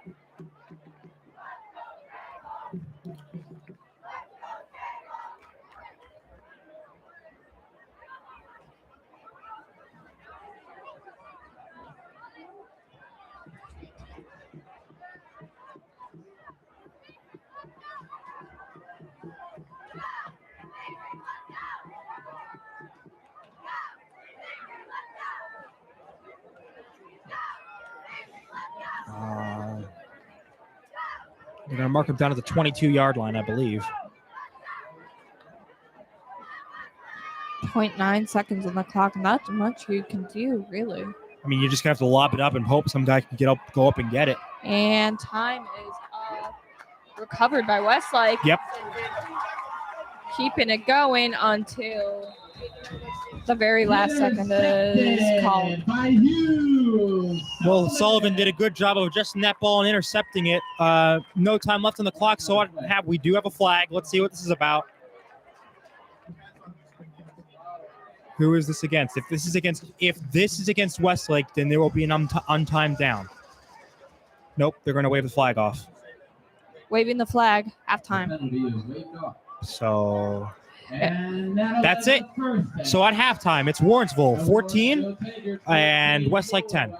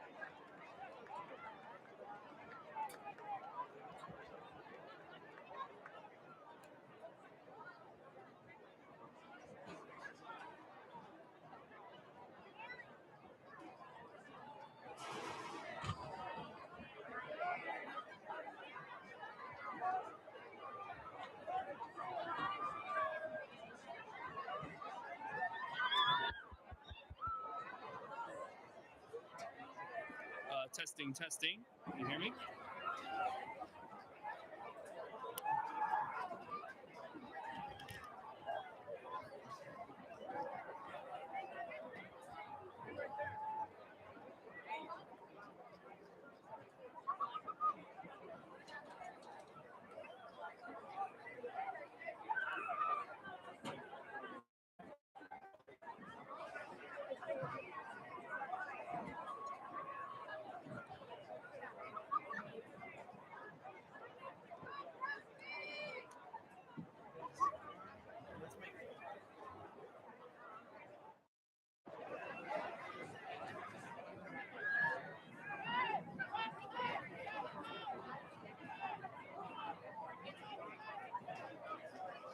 Let's give a big welcome to the Westlake, to the Warrensville Heights High School Marching Band.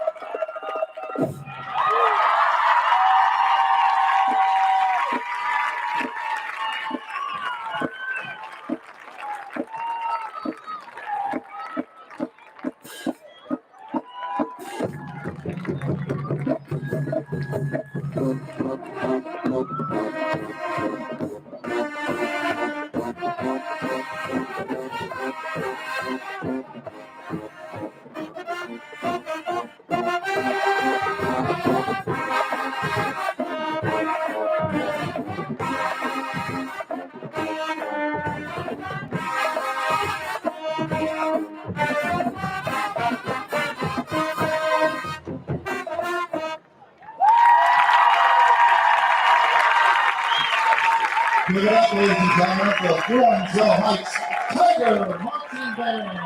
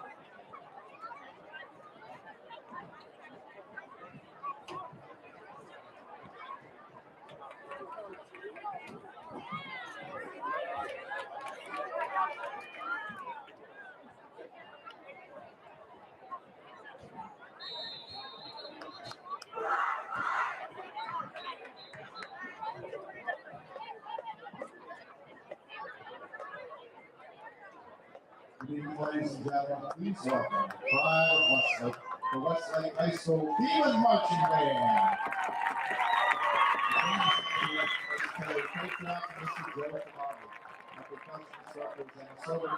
And observing classes of music poetry and listed service.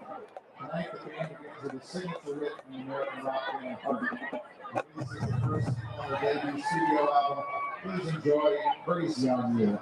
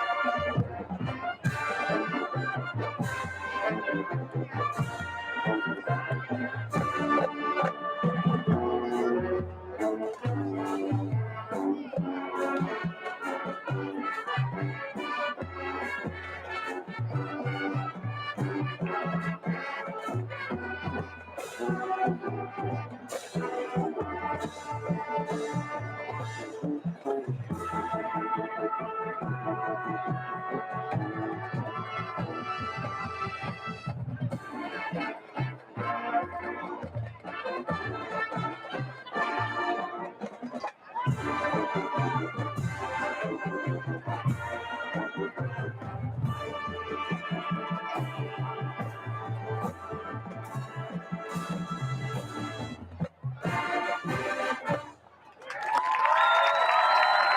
continue tonight with a classic Warrensville hit, written and recorded in 1967. It was released that year and peaked at number 2 Billboard charts. You know you'll recognize this one. Ride, Girl.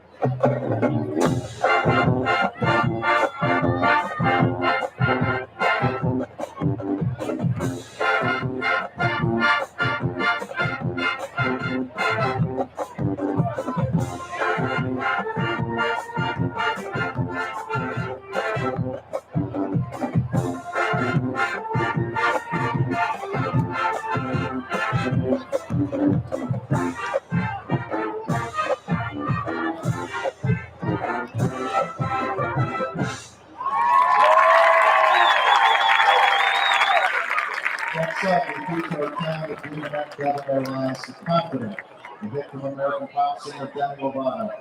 It was released in September 2015 as the second single from the album of the same name, and it peaked at number 21 on the U.S. Billboard Hot 100 chart. We give you Confident.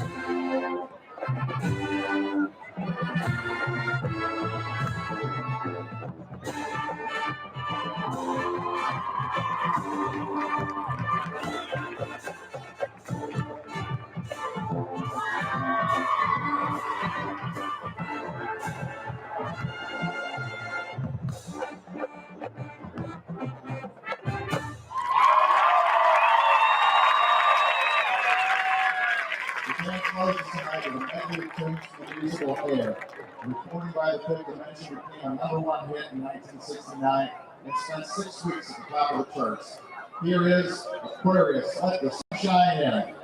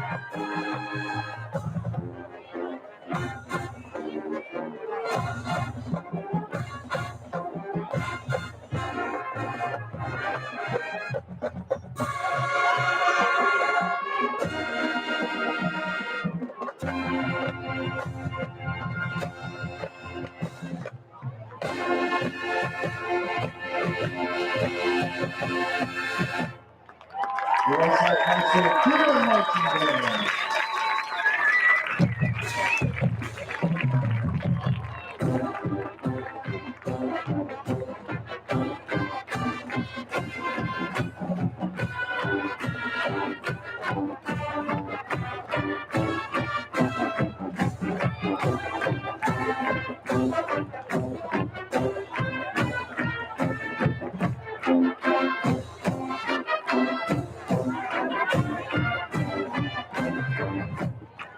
Please get up one more time. Pride of Westlake. The Westlake High School Cleveland Marching Band.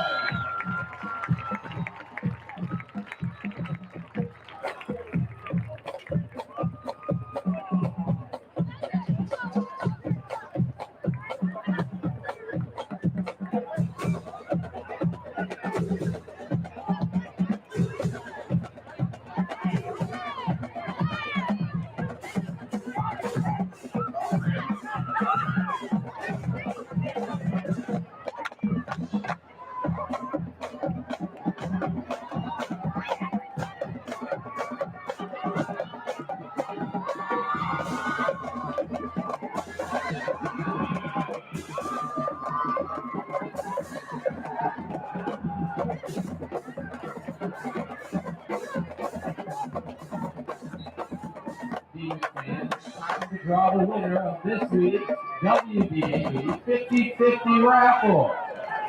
Please get out your tickets. The winning ticket number is 915160. That is 915160. Please go down to the W shop near the concession area to claim your prize. Again, the winner of the 50-50 raffle is ticket number 915160.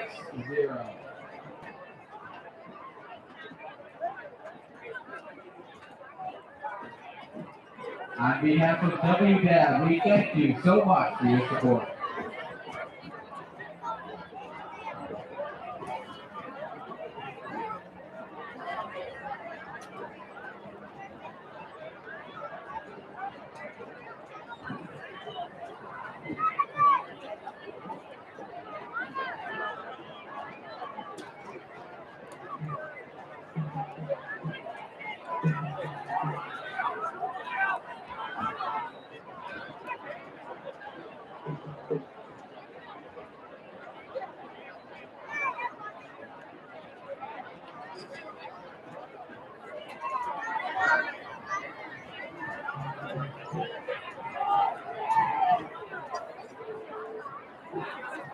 Jackets up.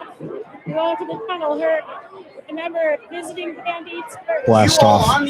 Welcome back, everybody, to St. John's Medical Stadium here in Westlake, Ohio, as the Demons are locked in a close one with the Warrensville Heights Tigers.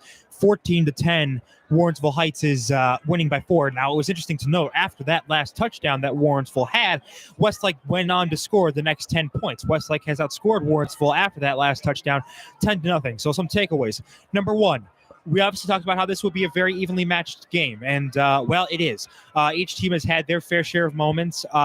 Each team has had their fair share of penalties, some controversial, some blatant, but hey, bottom line is that's what's happened. Number two, Westlake's defense after that last Warrensville offensive series where they scored did a great job tightening up on the Warrensville passing game. Great job coverage, especially by Caden Cole and Cooper Rummel. Number 3, the Westlake offensive line has gotten better push up front. Warrensville Heights had their way in the first quarter. Westlake did a better job of that in the second quarter, getting Warrensville off the ball. Number 4, Warrensville Heights is obviously using their physicality to their advantage. Obviously, you could see that whenever they tackled Porcelli and Taylor in the backfield. So it's going to be a very interesting game. Strap in, my friends. We're going to be in for one wild ride as Warrensville will get the ball here to start the second half of play.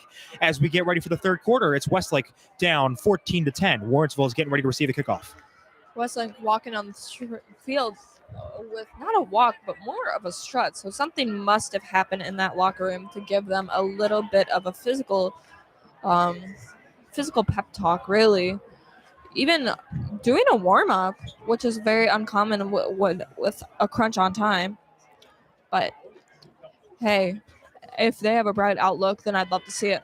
Yeah, absolutely. It's worth noting, too, that, again, you look at how much Warrensville Heights has improved. Last year, at this time, Warrensville Heights was down 49-0. Now they're up 14-10. So definitely a big improvement by this Warrensville Heights Tigers squad. I know that they're 0-2, but that doesn't really show how good that this team actually is. 14-10 game here as we head into the third quarter. And, if I'm both teams, I'm just telling them play each other's game.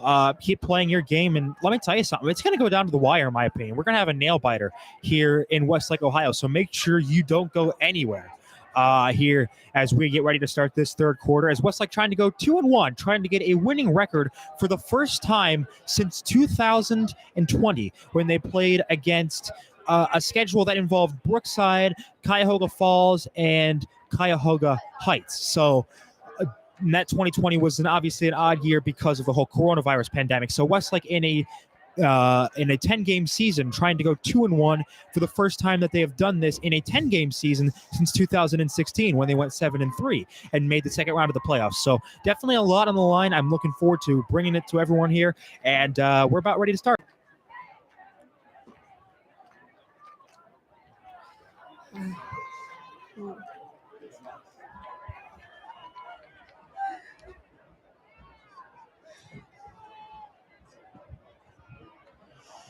Warrensville will be receiving to start this second half, as Westlake got it in the first half. And my predictions at least, with this kickoff, I believe it is going to be a strong run depending on what kind of kick they receive. Any kick they receive, I believe they are going to run strong and run full on into the field of fire for Westlake. Yeah, I mean, this is a very hungry Warrensville team. Obviously, they're looking for their first win of the season, and they want some revenge after what happened last year. So this is a team that, in my opinion, they're not taking any chances. They're going to leave it all out there against this Westlake team, and as we've seen, that's resulted in a halftime lead. Now, it'll be interesting to see how their defense has responded after slipping a little bit in the latter part of the second quarter. So we will see what teams' adjustments they have made. Obviously, if I'm Warrensville, I'm attacking this Westlake defensive secondary. Right now, Westlake secondary has struggled mightily against Salters and Hunter Short and the rest of that receiving core for Warrensville Heights. So I'm really trying to throw it deep and trying to exploit Westlake's soft zone coverage as much as I possibly can, because that's probably and mixing some runs in there as well, because a balanced offensive attack, in my opinion, is the key to giving this Westlake team trouble. Eagle sides are on the kick with number 9 and number 4. And Elsinore Pittman back to receive the kick for the Tigers. Sean Eaglesizer to kick off for the Demons.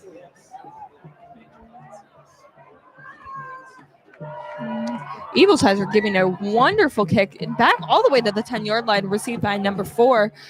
Taken down, keeping going at the 40-yard line, taken down by a multiple of Westlake defense. Good run by Warrensville. Yeah, great run. He thought he had him a little bit, but Sultan Abdullah was the guy. He kind of slipped away from that Westlake defense. Again, wrapping up has been a big key for this Westlake team. If they're not able to do it in the first couple seconds, then, players are off to kind of big runs. So Westlake's got to do a better job of wrapping up and tackling while you can. Yeah, I agree, Alan. I feel like Westlake just assumes that they have the play right in the bag, but once they get to it, it is realized that Warrensville has a stronger run than they thought. Westlake seems to be underestimating this Warrensville team a little bit, which is kind of their downfall right now. Yeah, absolutely. As we got Reggie Williams back in at QB for Warrensville. Number 3, running it to the left, taken down by Sam White on the 40-yard line. Really good blitz by Warrensville. 2 amazing plays. Absolutely. I mean, you look at Victorian Ford. Obviously, Coach Hall stressed that was a big player coming into this game, and he's been able to get a good job. Like you said, they're getting some good blocks off that left side and bringing it into Westlake territory.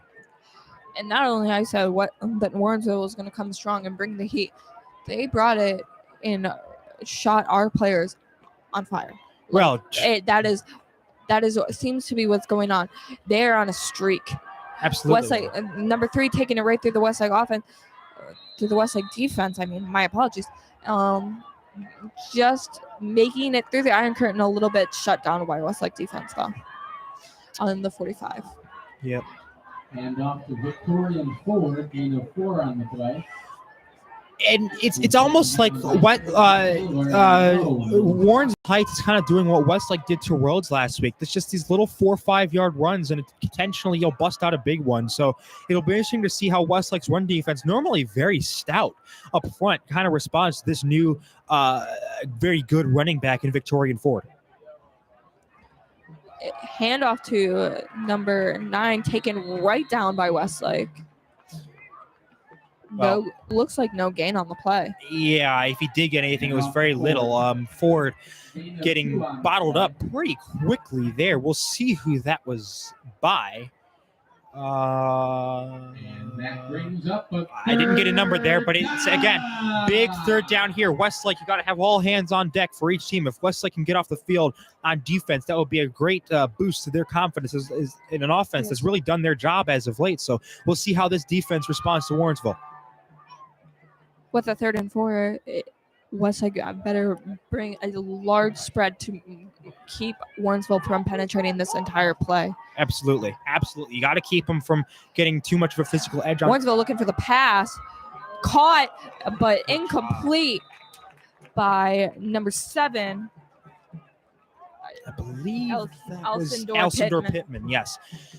Great heads-up play, checking out for Pittman. Hit him in the hands, but a great job by Westlake knocking that ball out of there and forcing a 4th down as Hugh Sullivan got some great coverage there as the defensive line did a great job penetrating that Warrensville offensive line, which is not an easy thing to do, especially with how big those guys are. So we'll see what happens now on a 4th and 4. Westlake's defense, kudos. I mean, after that drive started, we weren't sure what to expect, but a great job of tightening up there and forcing Warrensville into a 4th down and medium situation. 4th for Westlake. Warrensville looks like it's going to go for it with a pass. Incomplete once again by Warrensville. Number 54 and number 13, Hugh Sullivan and Mo Mustafa on the coverage. Double coverage there. I honestly am kind of confused why you would go for that. You know, your defense has been kind of stout up front with a few exceptions, but great job throwing that ball into questionable coverage, in my opinion. If I'm the quarterback for Warrensville Williams, I'm not throwing that because Sullivan and others were over there covering that pass, making sure it didn't go anywhere. And Westlake right now, if I'm Westlake, I'm taking a shot. You just got a big stop on 4th down. I'm taking a shot right down to one of my playmakers. 1st and 10 Westlake. Go hand off to Percelli, making it through, but taken down by a bunch of Warrensville players. We talked about how big Percelli has been over the past couple of weeks with the absence of Ostrowski. In my opinion, he's filled that role very nicely. Yeah. Megan, it's almost as if it was just naturally given to him, and he inherited those abilities. I mean, the best thing you can do is watch what your teammates do good, and that I think Percelli has done exceptionally well at watching what Ostrowski and Taylor and White have done exceptionally well. Yeah. Percelli taken down. Looks like a little bit of gain of yardage. About a yard or two, maybe. Maybe. Yeah, good job plugging up that field, all sides of the field there, as they do only gain a yard there. Warrensville was there quickly. Third with 1 yard to go. Third and about All one. they have to do is just make a little pass or just a little jump through the hoop, and that's That all or- they need. Right. Brucieri running it, gained the yardage he needed, making for another Demon first down.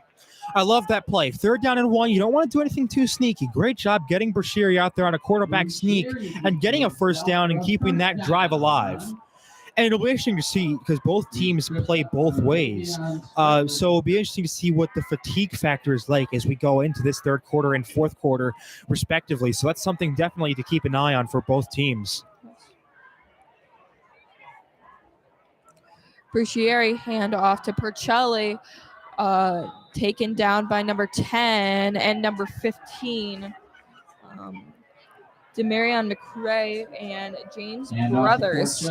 There's a name I have not heard yet. Yeah, Brothers has been fairly quiet coming up from his strong safety spot to getting a very good short tackle, a gain of 2 yards there on Porcelli as we got a 2nd down and 8. Yes.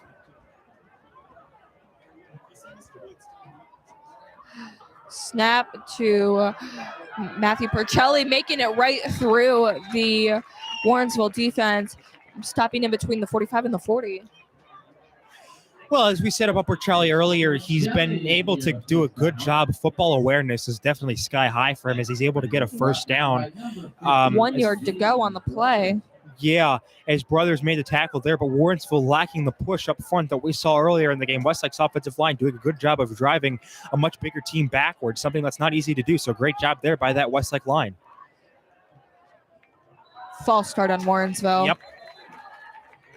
And sometimes what you'll see against teams like Warrensville when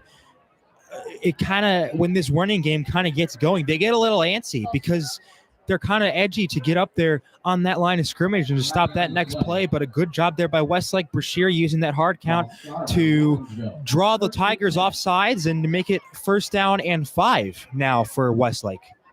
As right now they're humming on all cylinders. Or maybe it is 1st and 10.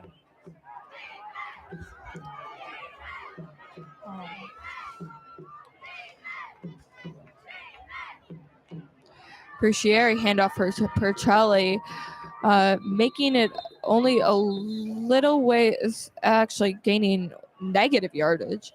He was making it through, but just got pushed right back by Warrensville defense, which is a humbling play.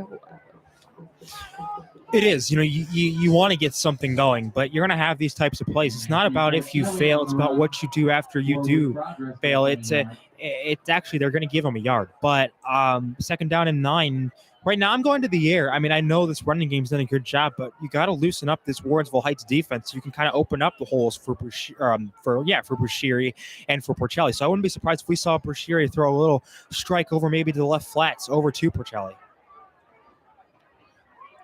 Brucieri with Porcelli on his right, going right through, ran right through the middle of Warrensville defense. That was all Porcelli there. He had right up the middle and just knocking those Warrensville players back like dominoes. Great job there by Porcelli diving to that 1st down.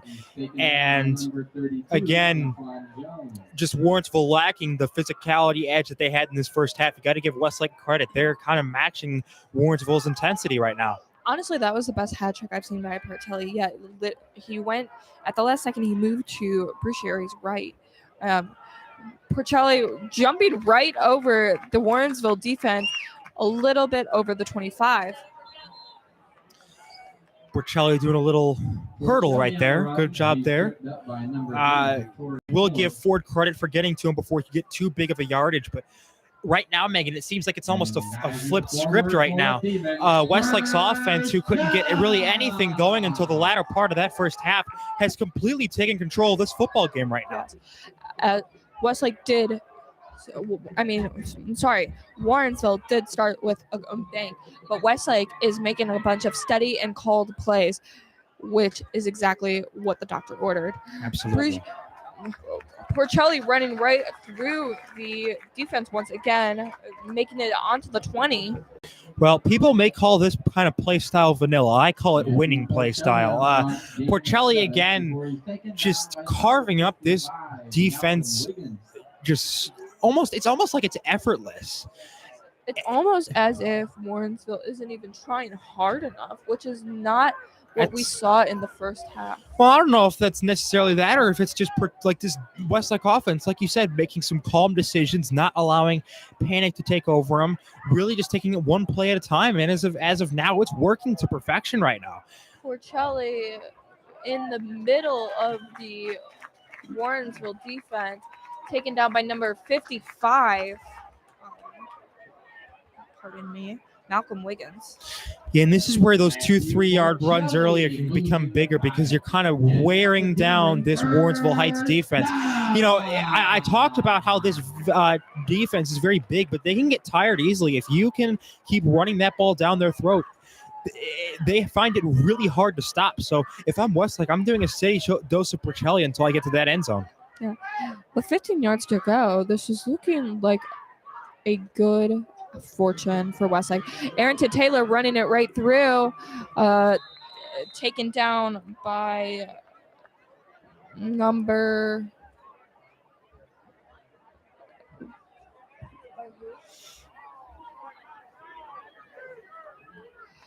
couldn't see who it was taken down by. It was actually Javon Strickland that did make the tackle. Gain about 2 yards. And again, it's just, we see this with Warrensville. They get a good play on first down, but second down, they can't back it up. It's very up and down type of defensive play here in this third quarter. So I'll be interested to see if that changes a little bit, if at all. Arrington running it right through, shoved him right off, but Warrensville did end up putting them right back to where they started off. Yeah, trying to get it up the middle, just could not get enough success there. Too many defenders there around him, and Warrensville now being faced with a key third down there for both teams. You know, if Westlake can convert, that can really kind of be a blow to this Warrensville defense. But if Warrensville can stop them, you know, it's not this is not the ideal situation, but you definitely have a little bit more confidence.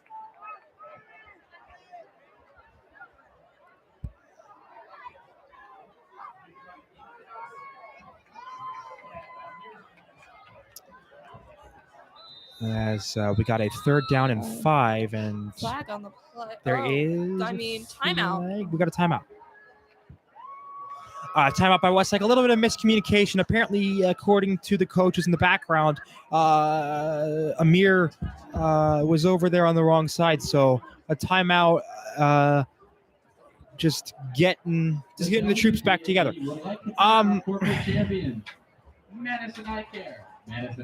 This is a game to me that's been really a tale of two halves. You look at the first half that was largely dominated by the Warrensville Heights Tigers. You know, when it was 14-0, I'm sure there were a lot of thoughts in the back of Westlake's mind saying that here we go again. It's a hard game to win, but they're up for the challenge. And I think that's a remarkable job by Coach Hall, really getting these guys up there. And even when they're down, kind of forcing them to put their heads up and just taking it at one play at a time.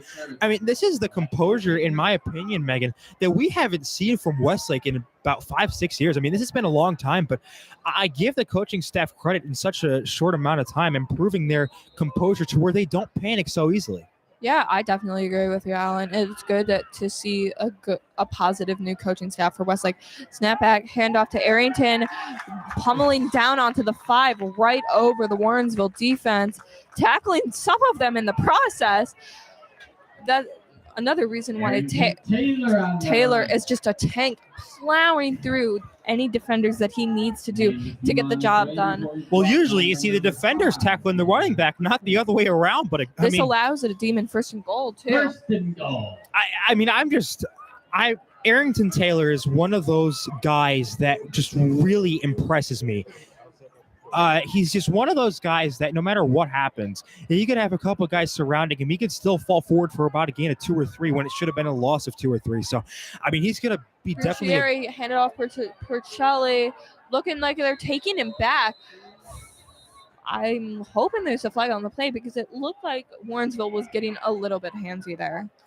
Well, but you're going to have those types of plays. I mean, it's a competition, a big pile up. Some people are going to, get a little bit handsy, but did get about a yard. And Warrensville, I mean, if I'm a Tiger fan, you got to bow up right now. I mean, this is a tight game, 14-10. Westlake's threatening. You've got to force them to 3, because if you force them to 3, that way you'd still have the lead. You've got to bow up, put your heads up, take it one play at a time, and you just might force Westlake to 3 points here. But you got to start playing that physical defense, that disciplined defense that you played early on. Also looks like there's a man down on the Westlake. Yeah, there is. Do we know who that is? I'm looking. Exceptional customer service. Good luck to all Demon athletes. Oh, no. And North Coast John Implant Center. As he is getting up off his own power. Number 73, Mo Assad. Mo Assad. Running off the field. Running off the field. Always. Yeah, I mean, whenever you see somebody running off the field like that after they've been down for a while, you always breathe a sigh of relief.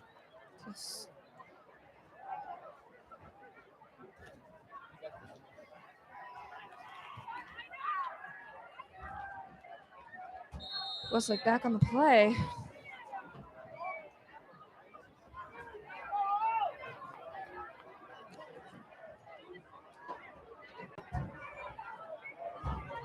Bruscieri handed off to sack of Bruscieri, unfortunately. Yeah, he tried to make something there, but just couldn't do it. And Hines Jr. doing a great job, along with Strickland, heads up play, blowing through that Westlake offensive line like a bunch of wind, and a great job there. Now here we go, 3rd down and goal. Big down for each team. If you're Warrensville, you want to force Westlake to 3. If you're Westlake, you got to punch them in the mouth right now while you still can and try to score a touchdown. Big 3rd down right now, one of the biggest in the football game so far. Yeah, we had the first half, and now we have this one. It's a hold of breath for each team. And touchdown out of bounds. No touchdown out of bounds. He was out of bounds. Bruscieri's pass is caught, but out of bounds, out the back of the end zone. By Caden Cole. Yeah, and that's more testament to great coverage there. We talked about how good Warrensville was at man-to-man coverage, forcing Cole to kind of get out of his comfort zone and fall out of bounds. Great job there by that Warrensville secondary, forcing 4th down and a likely field goal. Although, well, maybe not. We'll see. Island Bryant on the cover.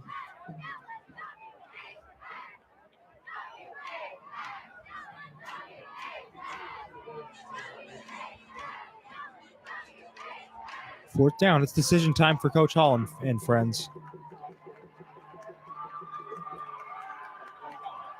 Are they going to go for it? I think so.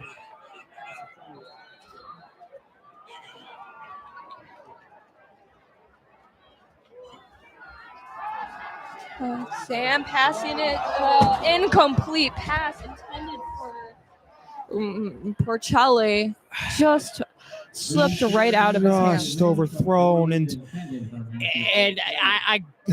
I get what you want to go for it. You're so close to that goal line. You know, you're only 8 yards away, and Bruscieri and the Demons have the talent, obviously, to get into that end zone. But more importantly, great stop there by that Warrensville defense. You know, you thought that it was only a matter of time before Westlake would kind of take off and run with this thing. But great job by Warrensville, forcing them into passing situations and standing up to this challenge of stopping Westlake inside their own 10-yard line. Yeah. And Warrensville did just that. That's a great job. Massive credit to that Heights defense. Honestly, and this was like a devastating feat in the Westlake game even. But with Warrensville all the way back on the 8th yard line. Yeah, and they have a long way to go. Right, and it's almost a win-win for Westlake because you have pinned Warrensville back. As not much doing there Westlake on that play. Knocking Warrensville back and a sack on the quarterback.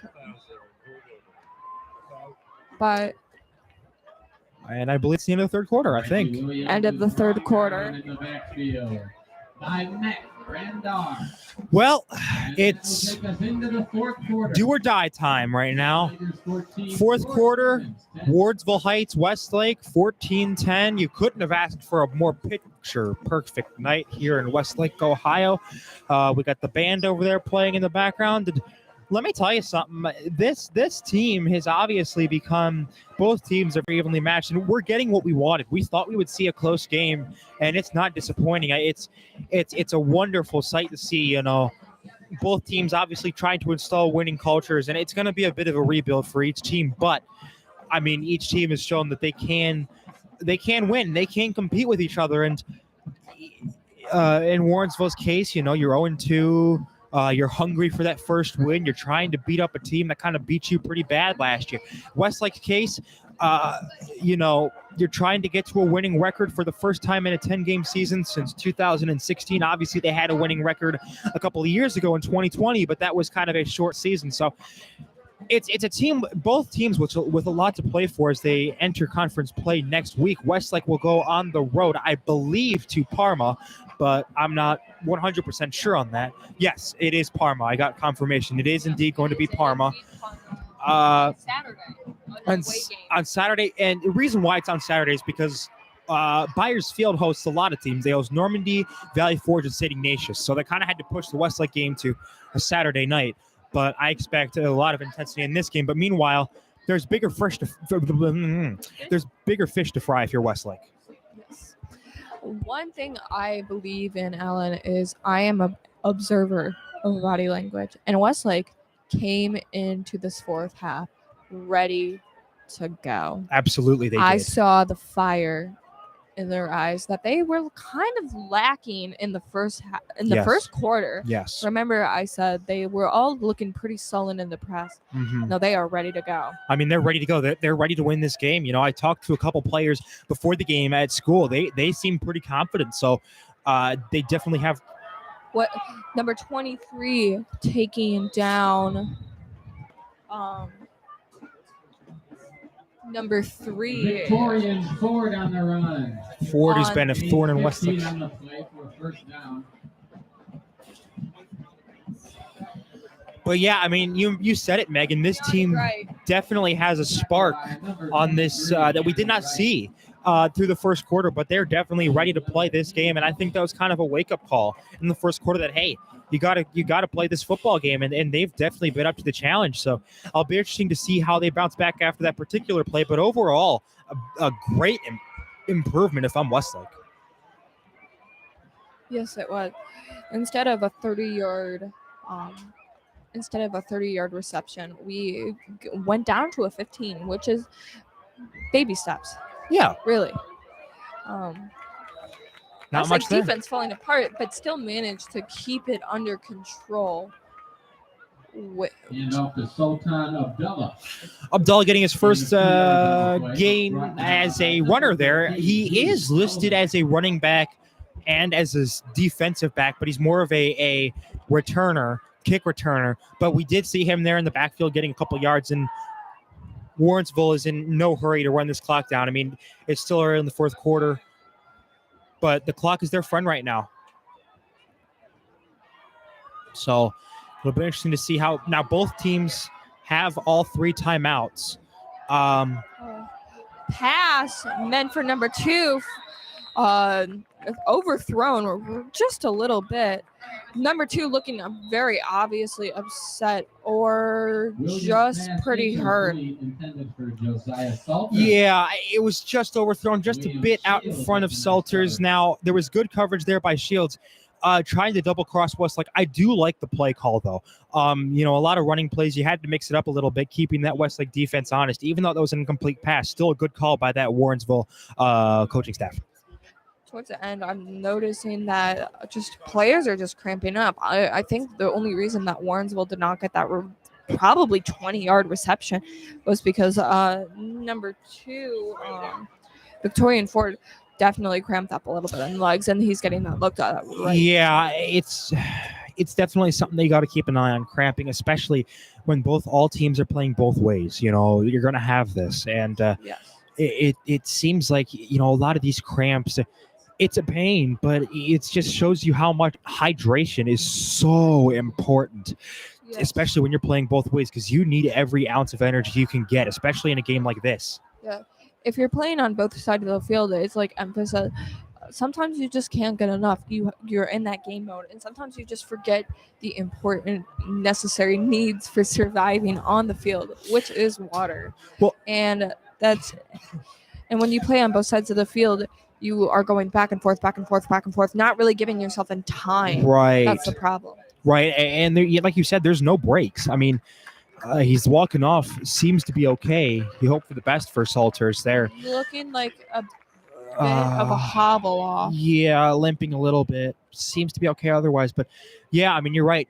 Playing both sides, I mean, playing football in general saps your energy. Just imagine trying to play both sides without a break. I mean,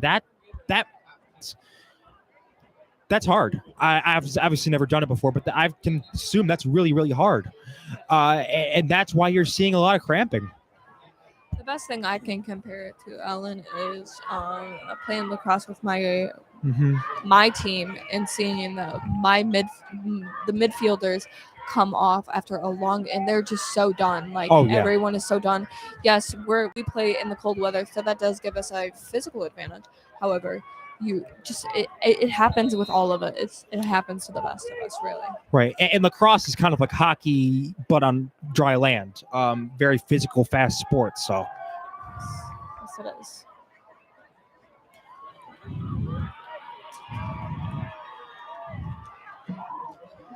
Nine looking upfield to intercepted but dropped by number 13, Hugh Sullivan. Great job by Sullivan breaking that pass up intended for Hunter Short. Great job getting between Hunter Short and that ball. Great job there by Sullivan, getting really all over the place as his defensive back position permits him to. But obviously another fourth down stop. And if I'm Westlake right now, I'm feeling pretty good about myself because I was just stopped on fourth down inside Warrensville's 10. I allowed a first down gain right off the bat, but then I tightened up. I did not allow any other bigger plays. So good job by Westlake's defense, bouncing back after that rough start to the drive. And one thing I did get right, Alan, it indeed is a decently low-scoring game as of right now. It is. It can change. However, it doesn't look likely. Yeah, it's definitely low scoring. These defenses have come to play. Westlake's defense, obviously. Looking like it's going to be received at the 5th.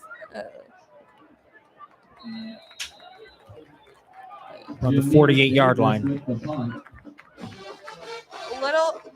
A little bit past the 50 is where Westlake will start their first play.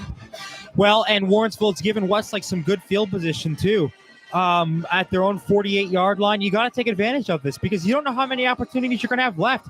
You're going to have to punch it in this end zone if you want to get over to a winning play. If you can get into that end zone, I guarantee you Warrensville Heights is going to be like, wait, what just happened? They're going to be they could be rattled. So if I'm Westlake right now, I'm taking full advantage of this field position that I have. Stick to your running game with Percelli and Arrington Taylor. Good two-headed monster. I want to see Brasheary air it out more. I want to see him get it to Caden Cole and Cooper Rummel. Excuse me, I was going to say Cooper Cup, but Cooper Rummel down the field. So I kind of loosen up that Warrensville defense. But overall, this offense, all you got to do. Sam Brasheary looking upfield for Cooper Rummel. Reception on the 15-yard line. What a play! Wow. I mean, even if it 15-yard line. Wow. What a play by Westlake. What a ray of sunshine. That is the best way I can describe it, Alan. I mean, you talk about awareness right there. Great job by Brasheary getting it to his favorite target there. Cooper Rummel pulling a Calvin Johnson right there. Great job adjusting to that football. Just a beautiful run. Yes. I have to hand it. He may be small, but he can get there right when you need him to. I mean, he's small, but you don't want to mess with him. No. You do not want to mess with him. No, you do not. Wow. I'm impressed. Right side is wide open. Giving the chance. Pass intended for number 22, I Liam believe that's Shields, yes. But just fell short, fell flat. No one was really on it. Yeah, but it was a good play call. It was a good play call. Try and get over to the right side there. Brothers with the coverage there. Westlake, obviously, you got to get some big plays. I mean, that Rummel play was just, Yes. I don't know how to describe it. I mean, it was really good, but I do like the idea of going back to the well. Warrensville's kind of on their heels. Rummel hand off to, Matthew Porcelli just plowing through the defense onto the 5-yard line. Sorry, I slipped up on my words. Wow. I mean, just like a racehorse. This dude will not be denied, and this Warrensville defense is just showing a complete lack of tackling there. You know, could not wrap up against Porcelli. They got good penetration to start off with, but the offensive line did a good job of recovering, holding him up just enough for Porcelli to get through a big hole and get another 1st and goal. As we got some whistles and timeout. I was looking at the exact placement of that next play, and it looked like they had Caden down for the reception, which might be what they might be planning once again. Yeah, I'd definitely go back to Cole. He's a very fast player. He's got some good hands, and he could have had that reception last drive that Westlake had if there wasn't such good man-to-man coverage by Warrensville. But I definitely do a fade route in the back of the end zone to Caden Cole, see if he can haul it in, because he's probably your best option right now. But Warrensville Heights defensively, again, not wrapping up when you need to. You look at those 2 plays, the play with Porcelli where he was just breaking through that defense. They had him right where they wanted him, just could not tackle. The gain against Rummel, they had some good coverage to begin with, but blew it. And when they did have a chance to tackle Rummel, they couldn't do it until he was down at the 15-yard line. So you've got to do a better job of wrapping up immediately as soon as that guy gets the ball, because that could just come back and bite you like it has for Warrensville so many times. They're lucky to be up by 4 right now. Well, if I'm Warrensville Heights' coaching staff, I'm definitely telling the defense, above all else, wrap up. Make short tackles where you know the player cannot get away. Because right now they're really struggling with that. You know, they had Porcelli right back to a minimal game, but he just ran right through that defense like it was nothing. And you got to give credit to that Westlake offensive line too. But I give credit. Handoff. Brucieri for the touchdown. Great. Looking like he was going to hand off to Porcelli, but it was a fake, and he ran it right through. Well, a read option play, quarterback draw by Brucieri, causing that Warrensville Heights defense to bite on that handoff to Porcelli. Great play fake by Brucieri. Great execution, and Westlake is up by 2.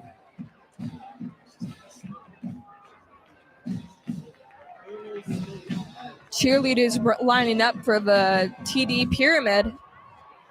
I almost wonder if they're going to go for 2 here just to try to keep it out of field goal range for Warrensville. Keep it out of the Warrensville hands. No, they are going for the kick. No, they're going to, okay. And it is a perfect kick. Just what the doctor ordered and then some. Can't agree with you more. And that drive-changing play, Megan, was that first play when Warrensville gave Rummel way too much room to work with. A great dot by Sam Brucieri right on the money to Rummel. And again, we talked about wrapping up. Warrensville unable to do that. That came back and that cost them dearly. Down by 3. But a great job by Brucieri on a read option play, handing it off to Porcelli, a play fake, causing Warrensville to bite and bringing it in for 7 yards out. That's what I call a very clutch play. Now, if I'm Warrensville on offense, you're going to have to throw it a lot more. You're going to have to trust Reggie Williams' arm. You're going to have to trust your playmakers. This is the first time they've been down in this football game. So we're going to see how they respond. Obviously, from personal experiences, when you're up by a lot in all game, and you seem to dominate through a lot of the game, and that other team just takes that lead away from you, that can be jarring. So Warrensville, you've got to get your heads up. Sean Evilsizer with the kick all the way towards the end zone, pretty much.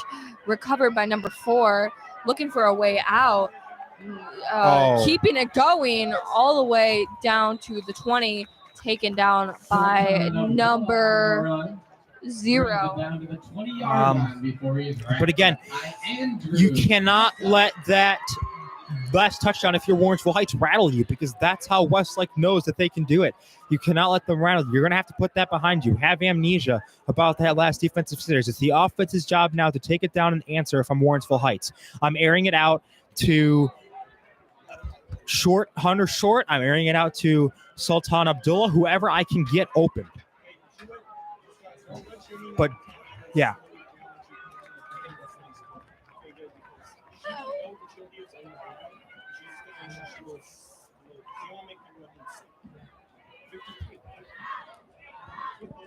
Okay.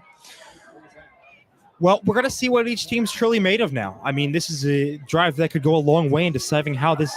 Oh! Oh, my gosh. Flag on the play.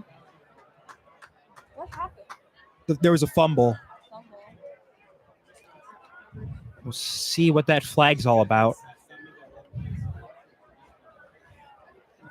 I miss being able to hear the flag, the fumble. Recovered by Warrensville. Warrensville Heights did get it back.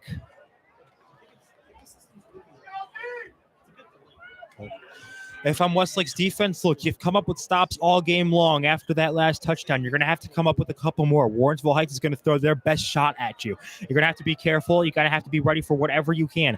Do not make any silly mistakes that can come back and bite your team. Warrensville fumble again. Is it recovered? Yes, Yes, but you've got to do a better job holding on to that football. If you're Reggie Williams, you almost cost your team 2 times there. 2 times easily could have been Westlake's football.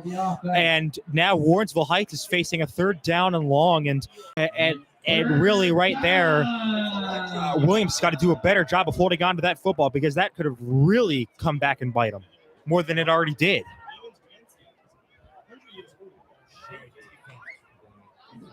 All right, 3rd down. 3rd down. Big play here. Big play.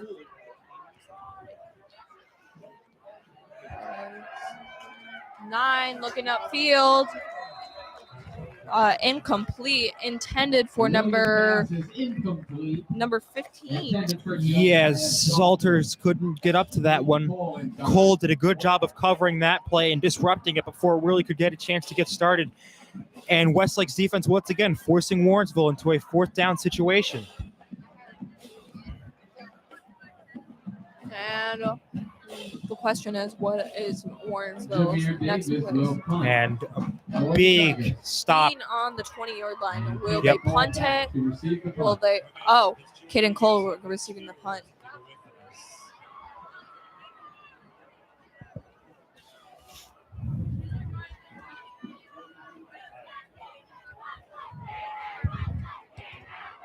And Westlake has old Uncle Momentum on their side right now. Caden Cole with the catch, keeping it at the 40.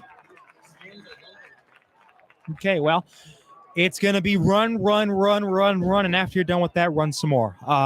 Porcelli, you obviously got the backs to do it. Porcelli and Taylor, in my fine opinion, probably 2 of the best backs you could have if you're Westlake High School right now. Warrensville's going to have to use some timeouts here. They have all of them left, I believe. No, wait, I think they have 2 left. Sorry, they have 2 timeouts left, and we're going to see. This is a make or break drive for both teams. Warrensville defensively, you got to bottle up Westlake. You got to make sure that those players get as close to out of bounds as you possibly can. You're going to have to start burning those timeouts sometime, because Westlake's going to try to run out that clock. And that brings me to my next point. Westlake, the clock is your friend. Do not turn the ball over.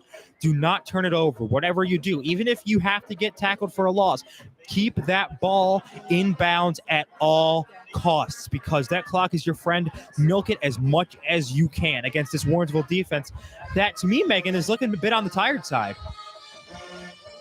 And I agree with you, Alan. Even one of the coaches down on the Westlake end says that, Coach Bong, is, in fact, time is your friend. Use the time to your advantage. You can score for yourself, and you can leave Warrensville out in the cold and the dark. Yep. Well, and you got the 2-headed monster to do. We've been praising all game Taylor and Porcelli. You're going to have to; those guys are going to have to come up big.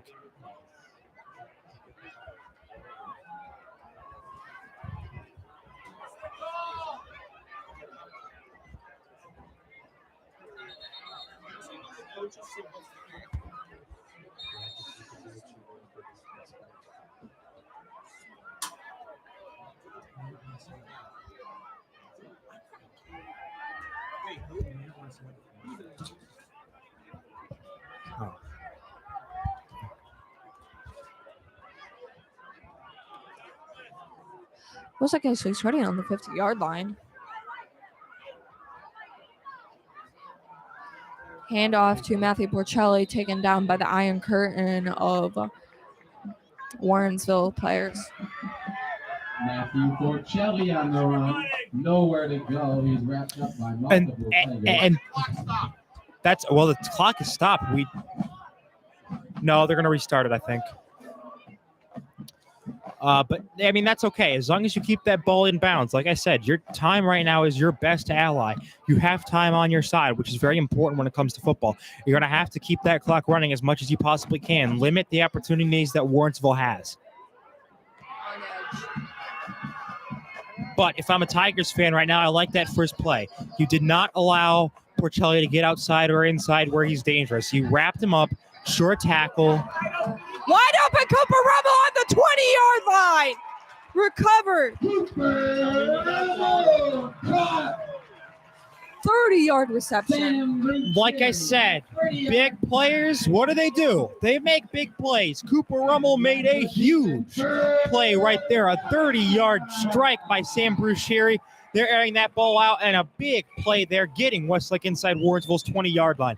Great adjustment to the ball and some blown coverage in the secondary by Warrensville Heights, allowing Rummel way too much room to work with, adjusting to that football and making the catch. Brucieri and Rummel with the second milestone play of the game that is ultimately going to turn the tides in Westlake's favor.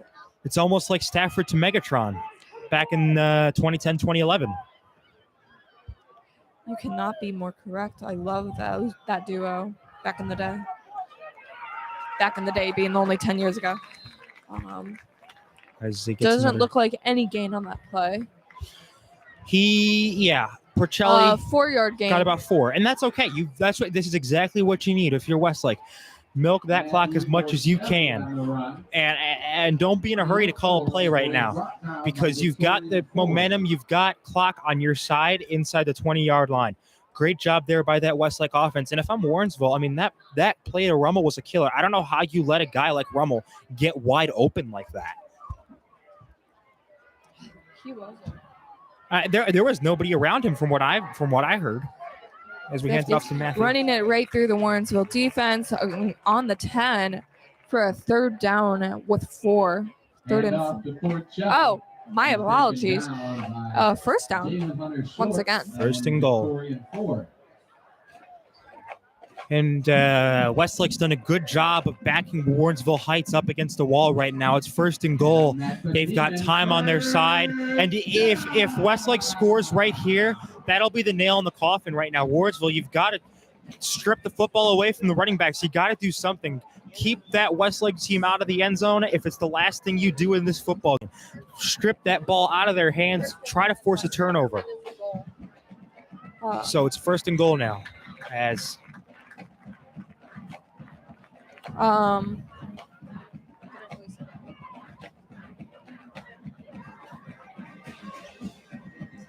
Porcelli on the run. He's brought down by Nate Allison. Gain of 5 on the play.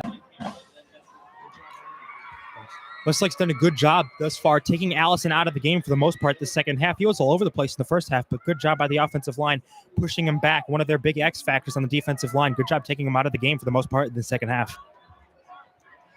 Porcelli looking to run it into the end zone. Almost taking it. I think he's down at the 1, I think. Down at the 2. 2. Matthew Porcelli on the run. Pushing his way forward before he's down at the 2-yard line. Number 6, Jalen Hunter short on the tackle. There's a name from the first half that we haven't heard in a bit. Yep. Now, let's look at what they can do next. Pass to Caden Cole. Definitely an option. Definitely. Little crossing route to Cole. Handoff to Porcelli. Also a great option. Brucieri usually knows what's best for the team. They took I Matt don't think he Porcelli got right there. back to a negative yardage. Yeah, Really. he lost some yardage. Good job by that defensive line for Warrensville. Obviously, using kind of those more condensed conditions down by the goal line to their advantage. Great job there by that defensive line as Strickland once again blew up that play with Jones. Good job by Warrensville getting defensive penetration when you needed it most. Come on. 4th down and Best goal. thing you can do is bring Taylor through. Yep. Which is exactly what they did.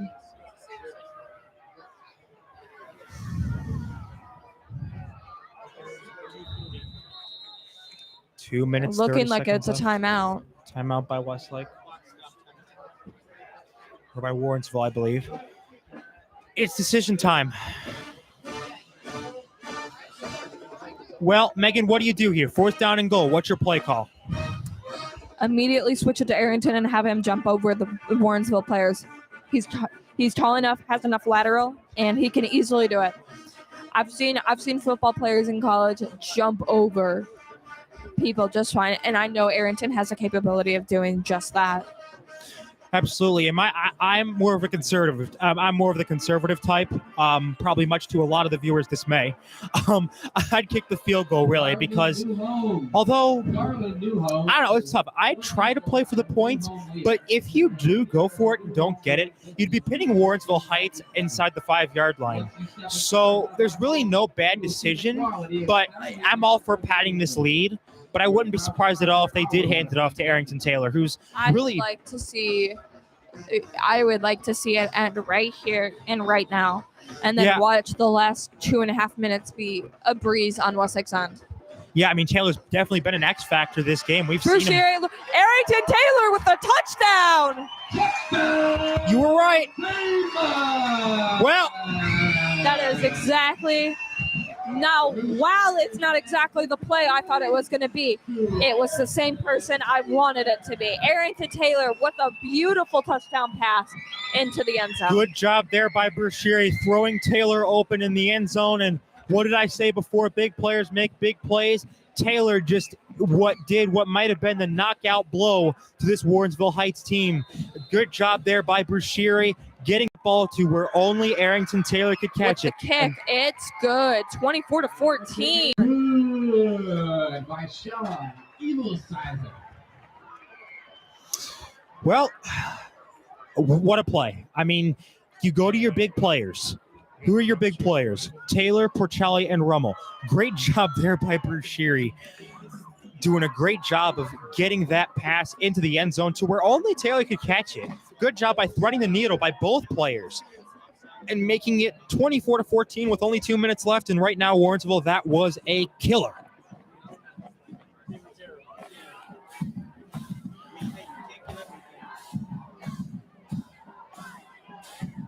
Sponsored by Aspen Property Services. We'd like to thank everybody that makes this broadcast possible. My play-by-play partner, Megan, Ryan over there doing the camera, Mr. S, of course, putting this thing together, and everybody, every single person that has helped out.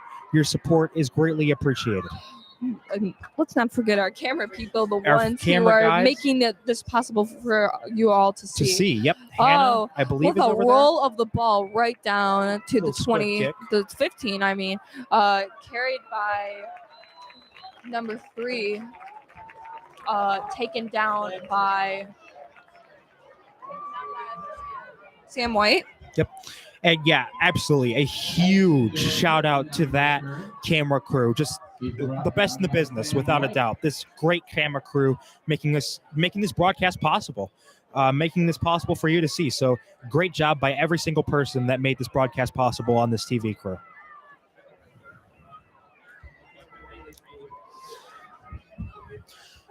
Well, if you're Warrensville right now, it's panic time.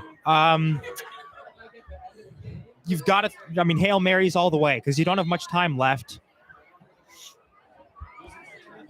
Down by 10. You've got to put all caution to the winds right now.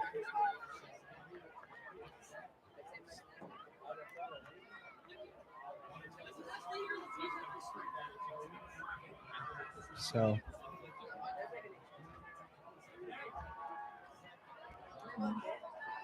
6 carrying it down to the right, taken right down by number 19, Javen Hunter Amir short. Abdul-Hadi. Abdul-Hadi making his good tackle there. And that's really the first time we've seen Hunter short on an offensive play for a long time. So good job by that Westlake defense taking him out of the game. It's 9 making a Hail Mary of a throw. Caught by Rummel. Intercepted by Rummel. What a way to have a day, Mr. Junior. Have a day. Two big catches, Now, 2 big touchdowns. on one hand, Rummel did get his pass intercepted earlier by Warrensville. But on the other hand, what did he just do for us? Got an interception on the last 2 minutes to put the nail right in the coffin for Warrensville. Absolutely. You know, I got to give this Westlake team credit. I got to give him credit because, you know, you were dug into a big hole, 14-0 in the first quarter. And really could have easily gotten rattled, but they came back with a very steely resolve that I haven't seen out of this team ever since Coach Hall left. So, honestly, a great credit to Coach Hall and a great credit to the players doing a great job.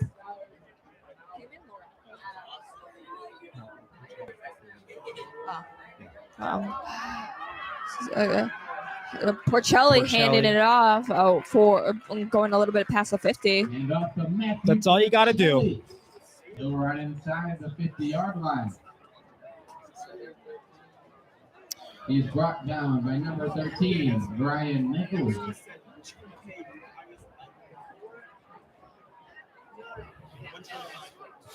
But I will give credit to Warrensville Heights. I mean, they've tried to hang in there, and it's going to be a little while before you see wins come up, but the competitiveness is definitely there for this team. It's not far away. Winning days are not that far away. It's very tough. I mean, starting off 0-3, it's a killer, obviously, but the fight is in this team, and maybe it won't show up with many. And they're running the clock. Right. And it may not show up with a whole lot of wins this year, but I'm telling you, in the next couple years, this is going to be a very scary team, one that I won't want to face. So the fight is definitely there. There is a bright light at the end of this tunnel for Warrensville Heights. Running the clock until the end. Thank you so much for watching this. We really, really appreciate all the support that we get from everyone. Absolutely. Westlake making one final play. This will be the first time. Kneeling it out. This will be the first time that Westlake's won back-to-back games since 2016. Yes. Thank you so much for watching. The Demons are above 500 once again. Your final score, Westlake 24, Warrensville Heights 14. We will see you in a couple weeks. Thank you all so much for watching. And yeah, that's all. See you later.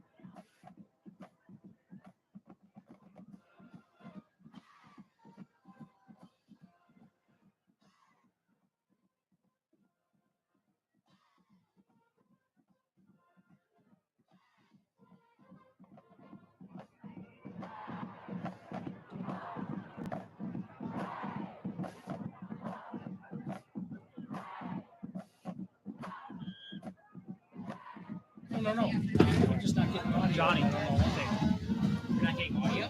Oh, there it is. I got it. No, right. Turn off.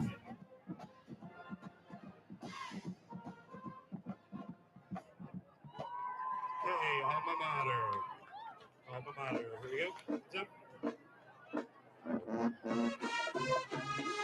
Ready? And, okay.